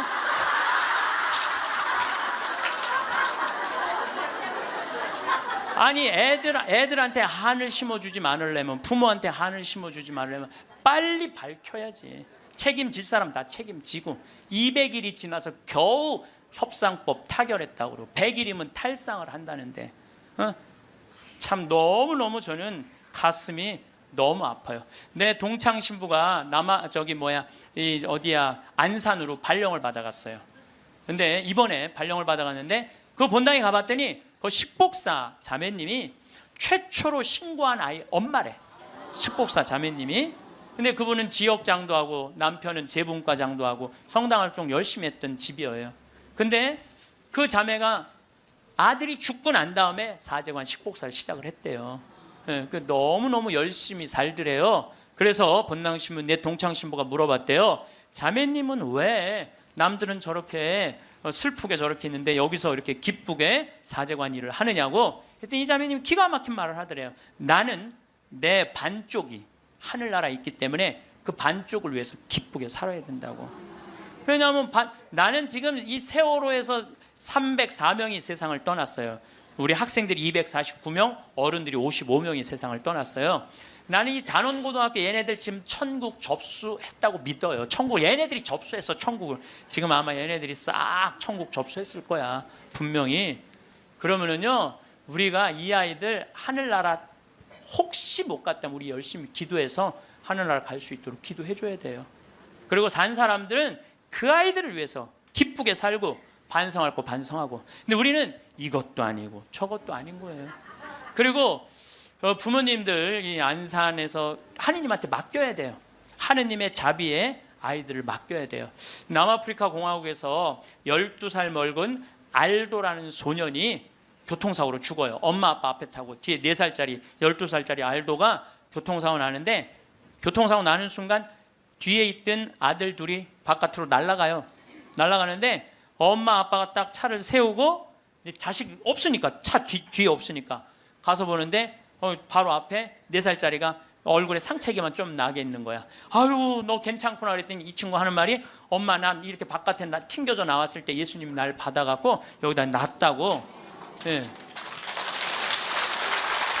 근데 문제는 12살짜리 알도가 안 보이는 거야. 12살짜리 알도가. 그래갖고 보니까 아예 길 건너편에 가서 떨어진 거야. 길 건너편에 뇌, 척추 다 그냥 요절이 난 거예요. 그래서 병원에서는 의사가 이제 산소호흡기를 띄셔도 되겠다고, 죽었으니까. 이때 이 엄마가 하느님한테 자기 아들을 맡겨요. 하느님, 당신의 뜻대로 내 아들을 처분해 달라고. 하지만 난 아들하고 아직 이별의 시간을 갖지 못했다고. 그리고 이 아들은 4개월 후에 살아 돌아와요. 4개월 후에 살아 돌아오는데, 문제는 뭐냐면은 살아 돌아와서 얘는 뭐를 못하느냐면 말을 못했어. 근데 계속 노트에다 쓰는 거야. 성서를 계속 쓰는 거야. 4개월 후에 돌아온 애가 성서를 계속 쓰는 거야. 성당도 안 교회도 안 다니던 애인데 성서를 계속 쓰는 거야. 너 이거 성서를 어떻게 쓰냐? 엄마, 나 죽어 있을 때 예수님 나 하늘나라 데려와갖고 예수님이 품에 안아서 이 성서 다 가르쳐 준 거야. 그러니까 하늘나라에서 성서를, 이런 일이 여러분들 많아요. 이런 일이 정말 많아요. 하늘나라 우리 아프리카에도 우리 가톨릭의 한 아이가 전혀 그런 걸, 성서를 모르던 아이가 예수님 현시 속에서 성서를 다 배운 애가 있어요. 내가 지난번에도 강의했어요. 여러분들은 참 고맙게도 강의에도 까먹어갖고 내가 새로 얘기할 때 항상 새롭게 들어. 우와 너무 고마워. 참 고마워요. 네. 네, 지난번 강의 때도 내가 얘기했거든요. 아프리카에 언어도 이 아이는 예수님이 다 가르쳐줘서 언어도 다른 나라 언어 다 했다고 내가 얘기를 했어요. 예, 예, 말라위 거기. 예. 어쨌거나 얘는 하늘나라에서 예수님이 가르쳐준 거야. 성서를 너무너무 잘 쓰는 거야. 그런데 얘가 기가 막힌 글을 하나 쓰는 거예요. 어떤 글을 쓰느냐면은, 엄마, 드웨인이라는 아이랑 안톤이라는 아이 주소를 적어줘요. 그리고 그 엄마한테 이 편지를 좀 띄워줘. 주소를 써갖고. 어떤 내용이냐면, 드웨인하고 안톤은 하늘나라에서 너무너무 행복하게 잘 지내고 있는데, 하늘나라에서 보니까 엄마들이 맨날 우는 거야. 엄마들이 이미 자기 자식은 하늘나라에서 행복하게 지내고 있는데 엄마들이 울고 있는 거야. 그래서 엄마, 예수님이 너무 슬프대. 왜? 뭐가 슬퍼? 나는 이미 이 아이들을 구원해갖고 내 품에 안고 있는데 나의 자비를 믿지 않는 저 엄마 아빠가 너무너무 불쌍하다는 거예요. 그래서 그 주소를 줘. 근데 이 알도는 안톤을 살아생전에 만났던 적이 없는 사람이에요. 드웨인도 살아생전에 만났던 적이 없는 사람이야. 그리고 얘가 그 주소를 알 수가 없는 애야. 교통사고 나고 4개월 동안 혼수 상태에 있던 아이인데. 그래서 엄마는 처음에 장난인 줄 알았대. 근데 그걸 편지를 보냈는데 정확하게 드웨인 집과 안톤 집에 편지가 도착을 하고 실질적으로 그 아이들은 그렇게 죽었다는 거예요. 이게 우리가 하느님한테 맡겨야 돼. 하느님한테 맡겨야 돼. 얘네들 외롭지 않아요. 나는 이번에 세월호에서 4월 16일 날 세상 떠난 이 아이들 이미 천국에 단체 입장했다고 생각을 해요. 그래서 여러분들 얘네들 위해서 기도 열심히 해주시고 천국 갔다고 믿어야 돼. 죽는 걸로 그러니까 죽은 사람들은 슬프지 않다니까요. 예. 여러분들 우리들이 죽는 걸로 끝나는 게 아니에요. 죽는 걸로 끝나는 게, 더욱이 우리 그리스도인들한테는 죽음이 죽음이에요. 새로운 삶으로 옮아가는 새로운 여정일 뿐이에요. 그래서 나는 이번에 세월호에서 죽은 아이들, 물론 우리 어른들 책임이지, 불쌍하지. 그렇지만 계속 슬퍼할 수만 있는 일은 아니라는 거예요. 제가 마지막 기도로 그 아주 좋은 시가 있어서 그날이라는 시를 이번에 세월호를 통해서 시인이 썼는데 너무 잘 표현을 해서 이 그날이라는 시를 읽어드리도록 하겠습니다. 성부와 성자와 성령의 이름으로 아멘. 그날 그 어두운 시나리오는 이미 만들어져 있었다. 차곡차곡 쌓아온 모든 잘못된 관행들이 죽음의 냄새를 풍기며 찾아와 있었다. 하늘도 원치 않았던 일이었기에, 바다보다 더 푸른 너희들이 였기에 황망한 미안함의 파도도 몸을 떤다. 세상이란 무대 위에 단 한 번 서보지도 못하고 이슬처럼 사라져간 아름다운 이름들, 생때 같은 자식을 먼저 보낸 부모들 껍질만 남아 몸부림친다. 어이할 거나 그날 그 시각 그 자리에 있은 것이 잘못이었다. 캄캄한 바다에선 얼마나 추웠더냐. 가라앉는 배 안에서 얼마나 무서웠더냐. 4월은 기어이 잔인하고 말았구나. 커다란 슬픔의 덩어리 삼킨 이 땅의 선한 백성들, 분노와 미안함으로 침몰하고 있다. 기다리라는 말 아직도 믿고 있니? 이제는 훨훨 날아가거라. 사랑하는 친구들과 함께. 봄 밤 하늘은 별이 된 너희들로 더욱 눈부시겠구나. 주님, 세월호에서 희생된 영혼들이 영원한 안식을 얻게 하소서. 아멘. 성부와 성자와 성령의 이름으로 아멘. 감사합니다. 외팔이 아버지의 죽음. 나는 한쪽 팔이 없는 아버지가 창피했다. 어머니는 얼굴을 익힐 때쯤 돌아가셔서 생각도 나질 않는다. 시골에 사는 외팔이 아버지는 몸이 성한 사람들보다 2배, 3배 더 일을 했지만 돈벌이가 시원치 않아 우리 가족은 배부른 적도 없었고 장마당에서조차 새 옷을 사 입지 못하는 형편이었다. 나는 이러한 가난이 싫었고 나아지지 않는 시골 생활이 싫어 이를 악물고 공부를 했다. 과외나 학원이라는 단어는 나에게 사치일 뿐이었다. 그냥 정말 무식하게 공부를 했다. 남들보다 덜 잠자고 닥치는 대로 책 한 권을 더 읽고 더 읽었다. 그렇게 쌓아온 실력은 나를 배신하지 않고 나의 꿈을 위해 한 계단 한 계단 올라가고 있었다. 세월이 흘러 명문대에 입학도 하고 대기업에 취업도 하였으며 집안이 괜찮은 아내를 얻어 나름대로 행복한 가정을 꾸리며 살고 있었다. 그러던 어느 날 동사무소 직원이 찾아와 이분을 아느냐고 물었다. 가족들이 그 사람이 누구냐 하며 어리둥절하는 순간 나는 동사무소 직원을 밖으로 데리고 나갔다. 방문 목적을 물어보니 시골에 계신 아버지가 돌아가셨다는 소식이다. 내 가족들은 내가 고아라고 속여온 터라 부모나 가족이 없다는 것으로 알고 있었으며 생활에 여유가 생기면서 가족들 몰래 얼마간의 용돈을 아버지의 통장으로 보내는 것 외에는 일체 소식을 단절하고 살아왔다. 아버지 사망 소식을 접하고 가족들에게는 지방 출장을 이유로 시골집을 찾았다. 시골집에는 동네 어른들이 아버지 시신을 안치하며 간단한 장례 준비를 도와주고 계셨다. 누추한 방 안에 들어서니 호라비 냄새가 코를 자극했다. 누렇게 변한 방바닥에는 한 장의 편지가 놓여 있었다. 아들아, 그동안 보내준 용돈으로 잘 지내고 있었다.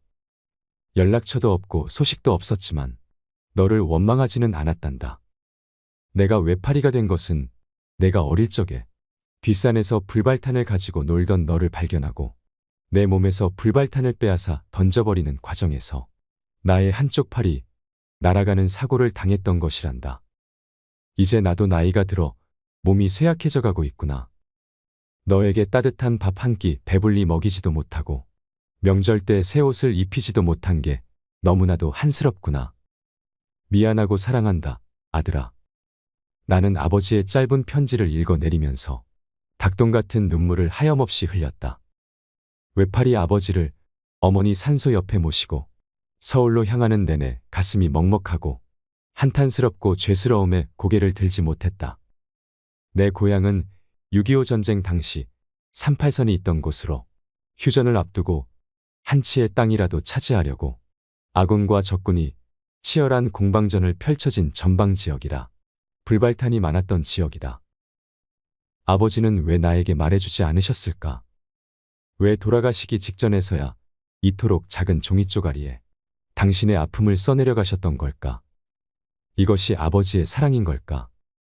너무 늦게서야 깨달은 불효자식은 옵니다. 아버지, 다음 생에 꼭 다시 만나요. 그땐 꼭 저의 자식으로 태어나 주세요. 아버지, 사랑합니다.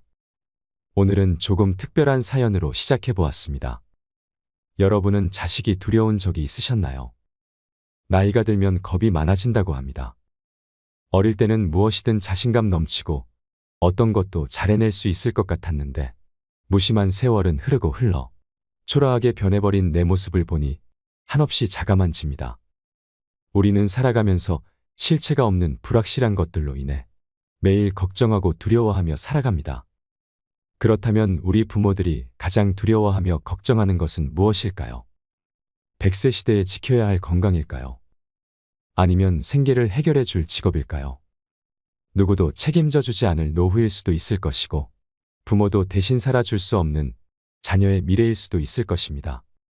하지만 그 모든 불확실한 것들에 대한 두려움의 진짜 대상은 바로 자녀일 수도 있습니다. 이번 영상에서는 자녀를 향한 부모의 5가지 두려움에 대해 이야기 나누고 싶습니다. 여러분은 자녀를 향한 5가지의 두려움 중에 어떤 두려움을 가지고 계신지 떠올려 보셔도 좋을 것 같습니다. 내용에 앞서 사연을 하나 듣겠습니다. 눈치 보는 시아버지.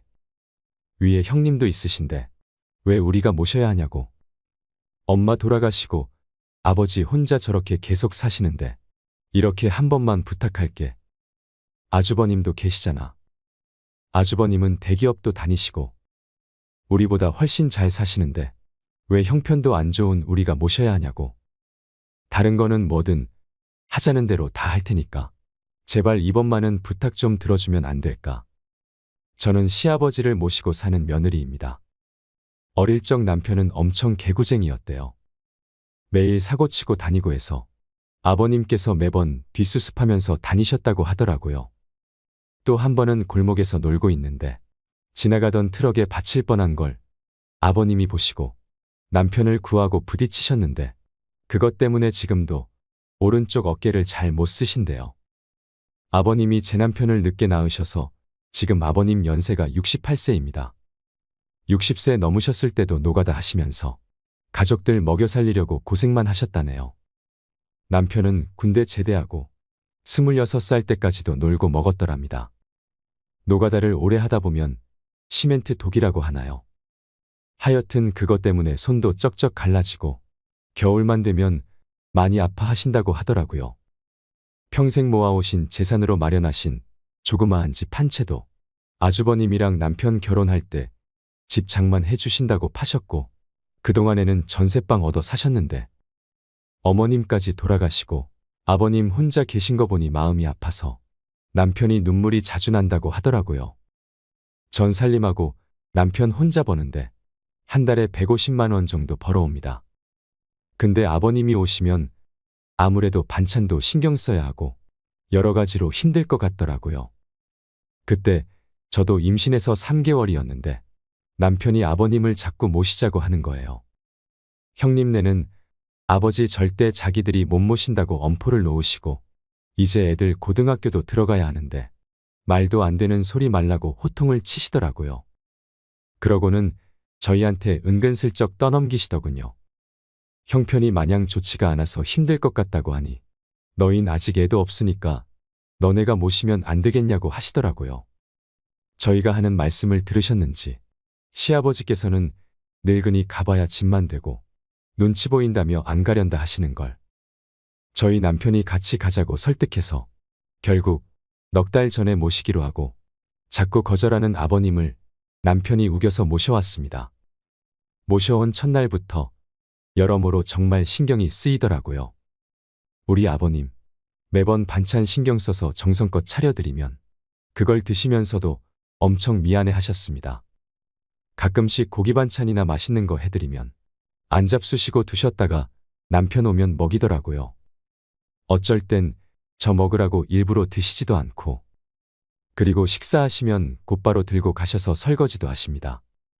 하루는 장보고 집에 왔는데 아버님이 걸레를 들고 뭘 열심히 하고 계시더라고요.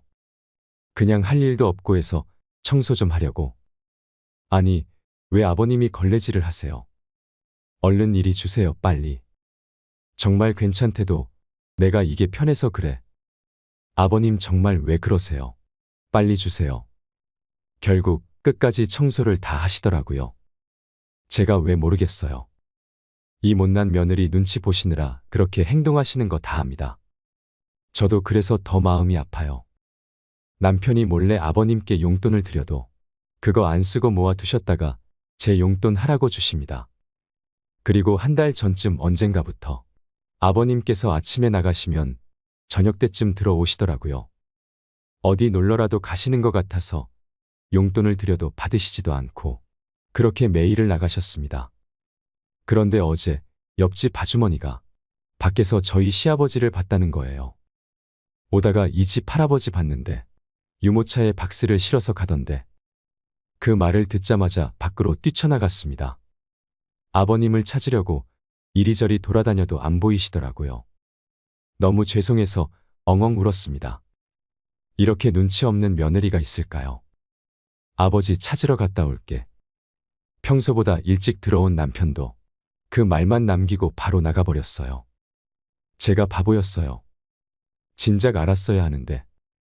며칠 전부터 아버님께서 저 먹으라고 봉지에 들려주시던 과일이며 과자들이며 아버님께서 어떻게 이래서 사오신 것인지를 생각하니 가슴이 미어지더군요.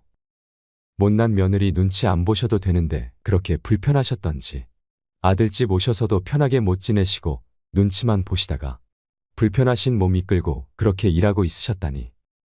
친정의 우리 아빠도 고생만 하시다가 돌아가셨는데 돌아가신 아버지 생각도 나고 해서 한참을 펑펑 울었습니다. 남편 나가고 1시간 좀 넘어서 남편이 아버님이랑 들어오더라고요. 아버님이 들어오시면서도 제 눈치 보시면서 뒤에 끌고 오던 유모차를 숨기시는 모습이 왜 그리 마음이 아프던지요.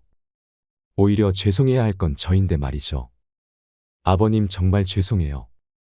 매일 나 때문에 내가 미안하다. 그때 아버님 손을 처음으로 만져보았습니다. 심하게 갈라지신 손등과 굳은 살이 베인 손에 마음이 너무 아팠습니다. 아버지, 제발 그런 일 하지 마세요. 제가 더 열심히 일해서 벌면 돼요. 방 안에 모시고 가서도 죄송하다며 그렇게 펑펑 울었습니다. 아버님 식사 챙겨 드리려고 부엌에 와서도 눈물이 왜 그리 그치지 않던지요. 그날 셋이서 오붓하게 저녁을 먹었습니다. 밥 먹는데도 아버님 손을 보면서 자꾸 가슴이 아프더라고요. 오늘 남편이 노는 날이라 아버님 모시고 시내 나가서 날이 좀 쌀쌀하니 아버님 잠바 하나랑 신발 한 켤레를 샀습니다. 한사코 괜찮다고 집에 잠바 있다며 거절하시더라고요. 아버님 자꾸 그러시면 제가 아버님 눈치 보여서 힘들다고 말씀드리니 그제서야 고맙다, 잘 입을게 하셨습니다. 그날 밤 남편에게 말했어요. 여보, 나 평생 아버님 정말 친아버지처럼 생각하고 모실게. 비록 지금은 아버님께서 불편해 하시지만 언젠가는 친딸처럼 생각하시면서 대해 주실 때까지 정말 잘할 거야. 마지막으로 아버님, 눈치 안 보셔도 돼요. 제가 그렇게 나쁜 며느리는 아니잖아요. 저 아버님 싫어하지 않고 정말 사랑해요, 아버님. 그러니 항상 건강하시고 오래오래 사셔야 돼요. 사랑해요, 아버님. 이 사연을 들으시니 어떤 마음이 드시나요? 이렇게 마음 따뜻해지는 사연을 들으면 진짜 실화일까 하고 생각하는 시대를 살고 있습니다. 그래서 이 이야기가 실화라는 사실에 더 마음이 저미는 것 같습니다. 할아버지는 아마 자식에게 기대는 것이 미안하고 두려우셨을 테지요. 며느리는 자식이 아니라고 말해도 할 말은 없지만 아들이 모셔야지 왜 며느리 보고 모시라고 하냐를 이야기하고 싶은 것은 아닙니다. 며느리도 누군가의 자식일 것이고 자식을 사랑하는 부모의 마음은 매 한 가지일 것이니까요. 자녀를 향한 부모의 두려움은 5가지가 있다고 합니다. 이 5가지의 두려움을 해결해야 내 자식이 잘 되고 부모도 행복해질 수 있다고 합니다. 내가 해당되는 것은 없는지 생각해 보시고 그 두려움에서 하루속히 벗어나 현명한 부모가 되시기 바랍니다. 첫째, 자녀에게 존경과 사랑을 받지 못할까 하는 두려움입니다. 우리는 모두 사랑받고 싶은 욕구를 가지며 그것은 어른인 부모에게도 동일하게 적용됩니다. 내면의 공허함과 사랑에 대한 갈망을 느끼는 부모는 언제나 자녀로부터 사랑받지 못하는 것에 대한 두려움을 가지고 있습니다. 눈치 보는 시아버지의 사연에서 시아버지는 분명 며느리와 자식에게 미안하고 고마운 마음이 크셨을 겁니다. 하지만 한편으로는 자식에게 존경과 사랑을 받지 못할까 하는 두려움도 크셨을 거라고 생각합니다. 눈치 보지 말라고 해도 눈치를 볼 수밖에 없는 것이 부모의 마음이기도 하겠지요. 특히 가부장적인 시대를 살아오신 분들의 경우에는 부모로서의 권위를 잃은 상태에서는 자식에게 사랑과 존경을 받을 수 없을 거라고 생각하시는 분들도 많습니다. 하지만 서로를 존중하는 관계로 만드는 것은 권위도 재산도 아닙니다. 자식을 위하고 사랑하는 마음입니다. 이러한 부모에게서 자란 자식들은 사랑을 베풀 줄 아는 사람으로 자라나게 되겠지요. 그렇게 키워준 감사함으로 사랑과 존경을 받는 것입니다. 둘째, 자녀와의 갈등으로 자녀와 멀어질 것에 대한 두려움입니다. 자녀를 훈계하고 교육할 때 부모와 자녀 사이의 갈등은 당연히 있지만 자녀가 잘못했을 때 바르게 교육하지 못하고 끌려다니는 것은 자녀가 불효자로 성장하도록 부모가 완벽한 일조를 하는 것입니다. 필요 이상으로 자녀의 요구를 들어주고 버릇없게 행동하는데도 참아주는 등 갈등에 대한 두려움을 가진 부모는 자녀의 인생을 성장시키는 선택이 아닌 늘 갈등을 피하는 선택을 하게 되고 이러한 교육 방식은 자녀를 무능하고 연약하게 만듭니다. 또한 자식과 멀어지는 것이 두려워서 오냐오냐 키우게 되면 자식은 독불장군으로 자라날 수도 있습니다. 내가 하는 말이 다 맞고 내가 최고다 하는 것이지요. 특히 자녀와의 갈등이 두려워서 자녀가 바라는 만큼 뒷바라지를 하는 노인들은 비참한 노후를 맞기 쉽습니다.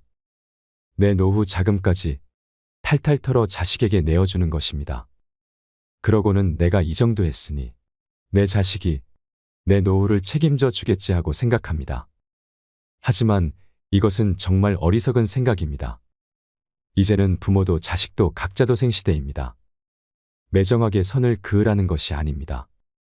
자식이 독립적으로 잘 살아가게 하려면 부모에게 의존하게 해서는 안 됩니다. 부모도 자식도 모두 정신적 독립, 육체적 독립, 경제적 독립을 이루어야 합니다. 셋째, 자녀에 대한 통제력 상실에 대한 두려움입니다. 이러한 두려움을 가진 부모는 자녀가 실수를 통해 성장할 수 있는 격려와 조언을 하기보다 자녀의 실수를 지적하고 잔소리하면서 자신의 강력한 통제력을 발휘하면 자녀가 더 성장할 것이라 착각합니다. 자녀에 대해서 자신이 가장 잘 안다고 생각하고 자녀의 결정과 활동을 통제하는 멍해를 치고 부모 자신의 삶을 지치게 만듭니다. 이런 부모의 밑에서 자란 자녀는 부모에 대한 불신을 가지게 되고 부모가 하고 있는 것에 대해 이해 없이 맹목적으로 따르다가 어느 순간에 자신이 받았던 강력한 통제력을 부모에게 그대로 쏟아냅니다. 특히나 어렸을 때 폭력적인 가정에서 자란 아이가 자라서 자신을 때렸던 부모에게 똑같이 학대를 하는 경우도 많습니다. 억눌렸던 울분과 분노가 표출되는 것입니다. 자녀를 통제 속에서 키우면 부모도 자식도 불행해집니다. 넷째, 내 자녀가 뒤처질까 하는 두려움입니다. 이런 부모는 자녀에게 공부면 공부, 운동이면 운동, 뭐든지 앞서가는 완벽주의를 추구하고 그 기준에 도달하지 못할 때 우리 애는 잘하는 게 하나도 없다라고 생각하며 두려워합니다.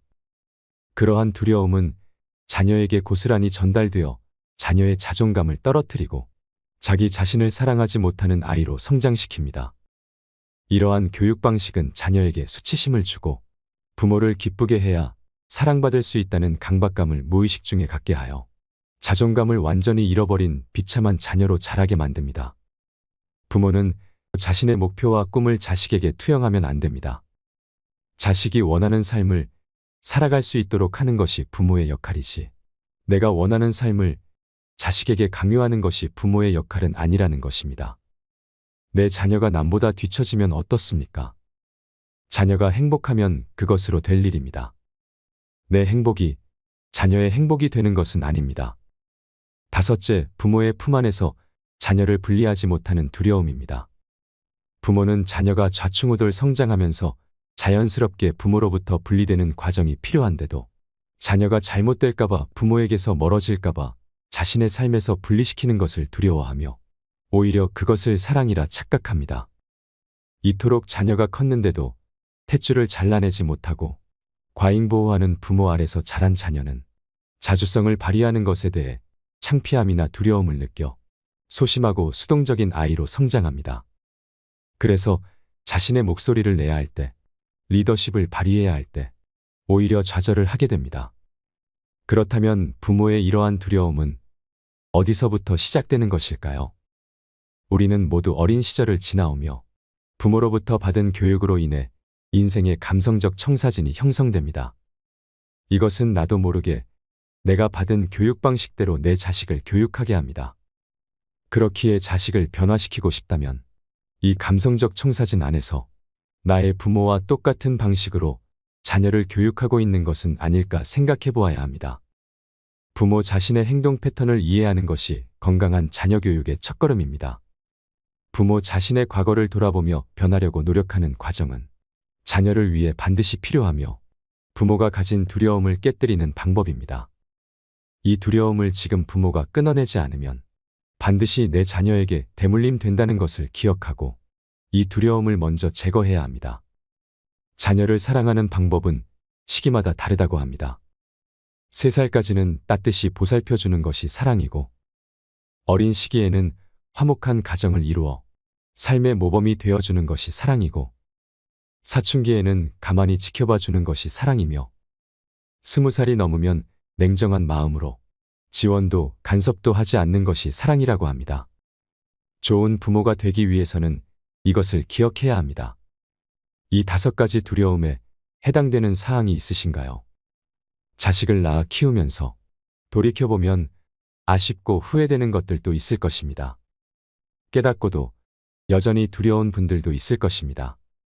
하지만 괜찮습니다. 지금부터라도 알게 되어 다행입니다.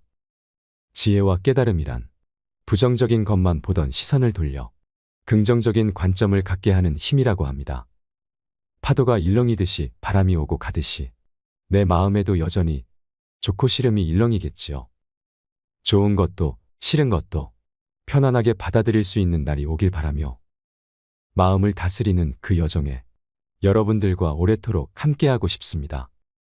살아가다 보면 인생사 모든 것이 마음처럼 쉽지 않다는 것을 깨닫는 순간도 오겠지요. 하지만 그 모든 해결책은 결국 내 마음에 있을 거라 믿습니다. 다음으로 비참한 노후를 피하기 위해, 노년에 혼자 살아가기 위해 알아야 할 7가지 법칙을 말씀드리겠습니다. 나이를 먹을수록 몸의 움직임뿐 아니라 마음가짐도 약해지고, 혼자서만 생활하면 마음을 서로 터놓을 수 있는 사람을 만날 수 없습니다. 그 사이 감동하는 힘은 더 약해지고 점점 마음도 말라갑니다. 마음이 침울하면 곧바로 몸을 움직이기도 귀찮아져 행동이 더욱 무뎌집니다. 어쨌거나 집에 틀어박히지 말고 밖으로 나가는 자세가 아주 중요합니다. 스스로 움직이지 않으면 아무것도 나아지지 않습니다.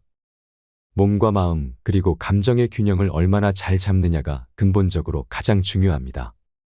첫째, 잃어버린 것을 세지 말고 가진 것에 감사하라. 나이가 들면 확실히 급격하게 체력이 약해집니다. 젊은 시절처럼 행동하기가 어려워집니다. 근력과 함께 반사신경이나 순발력 등 운동신경도 떨어지지요. 더군다나 혼자가 되니 기력도 약해지고 조금만 슬퍼도 눈물이 나오고 우울해집니다. 그러자 주변 사람들이 여러모로 신경을 써줍니다. 이게 습관이 되면 무의식 중에 누군가에게 기대고 싶은 마음이 들게 됩니다. 그래서 나이가 들수록 내가 할 수 있는 일은 가능한 내가 하겠다는 마음, 자립의 마음을 강하게 지니는 게 중요합니다. 구체적인 지침으로는 다음이 있습니다. 자기 주변을 정돈하고 집안일을 잘 처리해 집안을 깔끔하게 유지한다. 가능한 요청받은 일에 적극적으로 참여하고 세상과의 접점을 풍부하게 하여 사회와의 관계를 지속한다. 건강하게 일할 수 있는 한 일을 해서 생활비를 확보해 경제적으로 자립한다. 자신의 인생을 살아가는 지혜를 찾고 사후 준비를 스스로 해나간다. 자립을 하려면 먼저 자신의 심신 상태를 객관적으로 파악하고 체력이 전과 다르다는 사실 등을 명확하게 자각해야 합니다. 무슨 일을 해도 무리하지 않는 선에서 하고 억지로 무리해서 일을 벌이다가 몸이 상하는 일은 없어야 합니다. 둘째, 내가 만난 사람들이 곧 나의 인생임을 기억하라. 일적인 면에서든 마음 관리 면에서든 건강 면에서든 다양한 생활의 단면에서 저마다 열심히 버팀목이 되어주고자 하는 분들이 있습니다. 그렇게 힘이 되는 사람들과 노후의 인생을 함께 해야 합니다. 사람은 끼리끼리라는 말이 있지요. 내가 먼저 좋은 사람이 되면 좋은 사람들이 모여들게 될 것입니다. 셋째, 죽을 때까지 계속 배우면서 재미있게 살아라. 체력이 마음을 따라오진 못하지만 그래도 인생의 마지막 순간에 마음 풍성한 시간을 보내려면 음악이나 책이 매우 중요합니다. 그리고 무엇보다 자기 주변에 분명히 있을 허심탄회하게 마음을 터놓을 수 있는 사람을 찾는 게 중요하다고 생각합니다. 독서는 마음을 풍성하게 할 수 있는 방법입니다. 책을 통해 수중에 넣은 지식을 진짜 내 것으로 만들기 위해서라도 누군가에게 이야기를 해 깊이를 더하는 게 중요합니다. 그러려면 집에 틀어박혀 그저 책만 읽을 게 아니라 마음을 터놓을 수 있는 친구와 다양한 이야기를 나누며 서로 배울 수 있어야 한다고 생각합니다. 노후에 좋은 친구는 참 소중한 자산입니다. 넷째, 은퇴 후 시작되는 인생의 황금기를 누려라. 젊을 때는 나무를 보느라 숲을 보지 않았는지도 모릅니다. 숲은 생각지 않고 한 그루라도 더 크고 튼튼한 멋진 나무를 키우면 된다고 여겼던 듯 싶습니다. 그러나 지금은 나무를 보지 않고 숲을 볼 수 있게 된 것 같습니다. 이처럼 나이가 들어 현역을 은퇴해도 그 나름대로 사회에 도움이 되는 길은 여전히 있습니다. 나이가 들고 시간이 있으면 봉사를 하며 사는 것도 좋습니다. 베풀면서 얻는 기쁨이 노년의 삶의 활력을 불어넣어 줄 것입니다. 다섯 번째, 멋지게 나이 들고 싶다면 설렘을 포기하지 마라. 확실히 현재의 노인은 건강합니다. 수명이 늘어났다는 것은 각 시기가 늘어난 것이 아니라 인생이 50년이던 시대에는 경험할 수 없었던 시간을 지금은 보낼 수 있게 됐다는 말이 아닐까요? 나이 드는 것을 우울하게만 생각하면 비참하게 늙은 인생만이 내 눈앞에 펼쳐질 뿐입니다. 노화에 거역하려 몸부림치는 분들이 있지만 자연스러운 나이듦을 이해하고 노화와 함께 걸어가는 것도 참 지혜라고 생각합니다. 작업 속도가 느려졌지만 그만큼 시간을 들이면 그만이고 또한 현역에서 은퇴했으니 시간적 여유는 충분하다는 이점도 있을 것입니다. 내 인생을 어떻게 바라보느냐에 따라 인생의 방향도 결정됩니다. 노화를 적으로 돌리지 않고 벗으로 삼아 자신의 인생이 가치 있도록 정해진 시간 안에서 노력해 나가는 것이 의미 있을 것입니다. 그저 외관의 젊음만 붙잡지 말고 세월의 온갖 풍파를 거친 노련함으로 내면의 풍요로움을 쌓아나갈 수 있으시길 바랍니다. 노화를 적으로 돌리지 않고 벗으로 삼아 자신의 인생의 가치를 높여보세요. 여섯 번째, 언제 닥칠지 모를 긴급 상황에 대비하라. 나이 들어 혼자 생활하면 몇 가지 큰 걱정거리가 있습니다. 하나는 불단속이고 또 다른 하나는 병과 부상입니다. 또 내가 외출해 있는 동안에는 집에 아무도 없으니 택배나 서류 등을 받는 것도 의외로 신경이 쓰이게 됩니다. 어떤 의미에서는 다양한 긴급 상황을 예상해서 준비해 두는 자세가 중요합니다. 결국 인생의 마지막까지 아무에게도 신세를 지지 않을 수는 없는 것입니다. 우리 주변에는 내가 죽고 나면 장례를 치러줄 사람이 없는 분들도 계십니다. 도움이 필요하면 혼자 끙끙 앓지 말고 주위에 도움을 요청해 보세요. 분명 해결책이 있을 것입니다.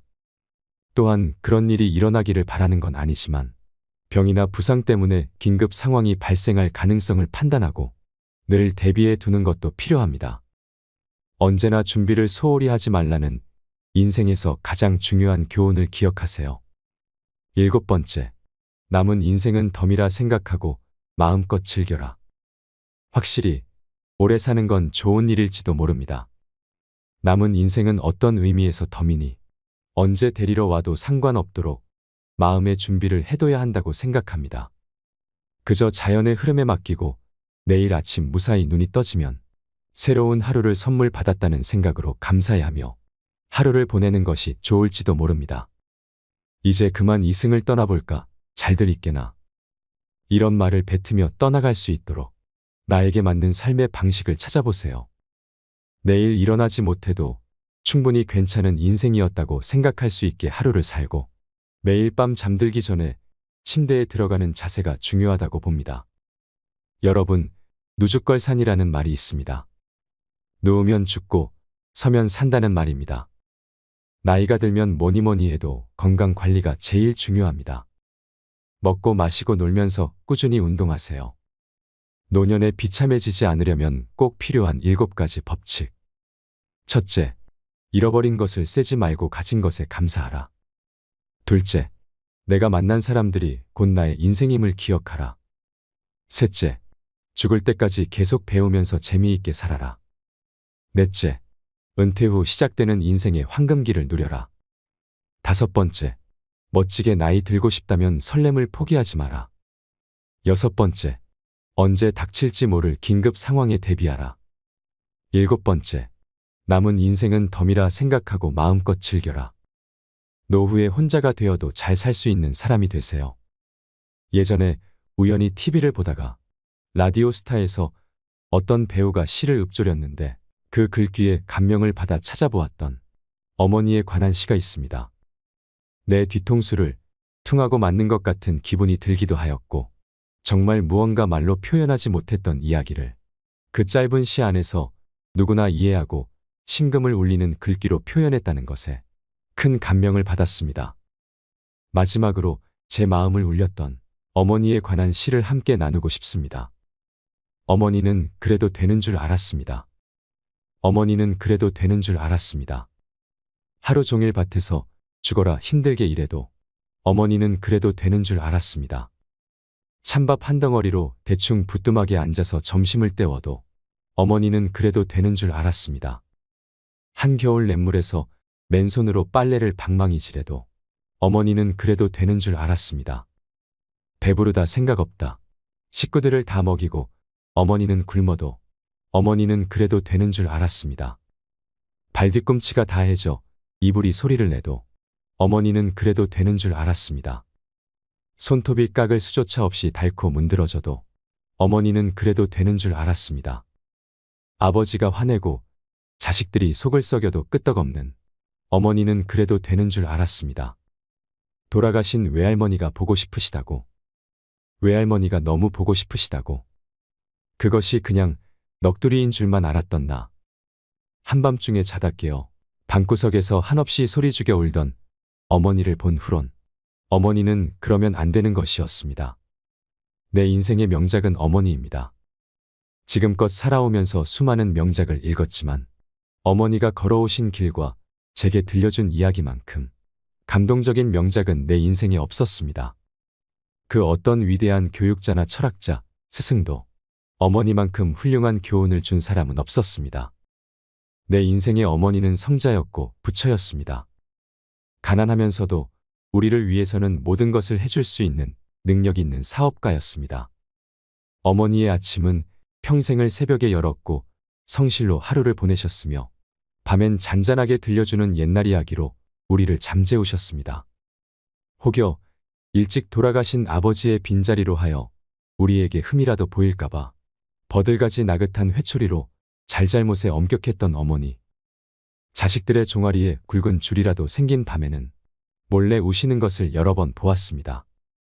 공부 1등보다 사람 1등 되기를 강조하고 남을 이기기에 앞서 자신을 다스릴 줄 알고 자신을 이기는 자가 먼저 되라고 하셨습니다.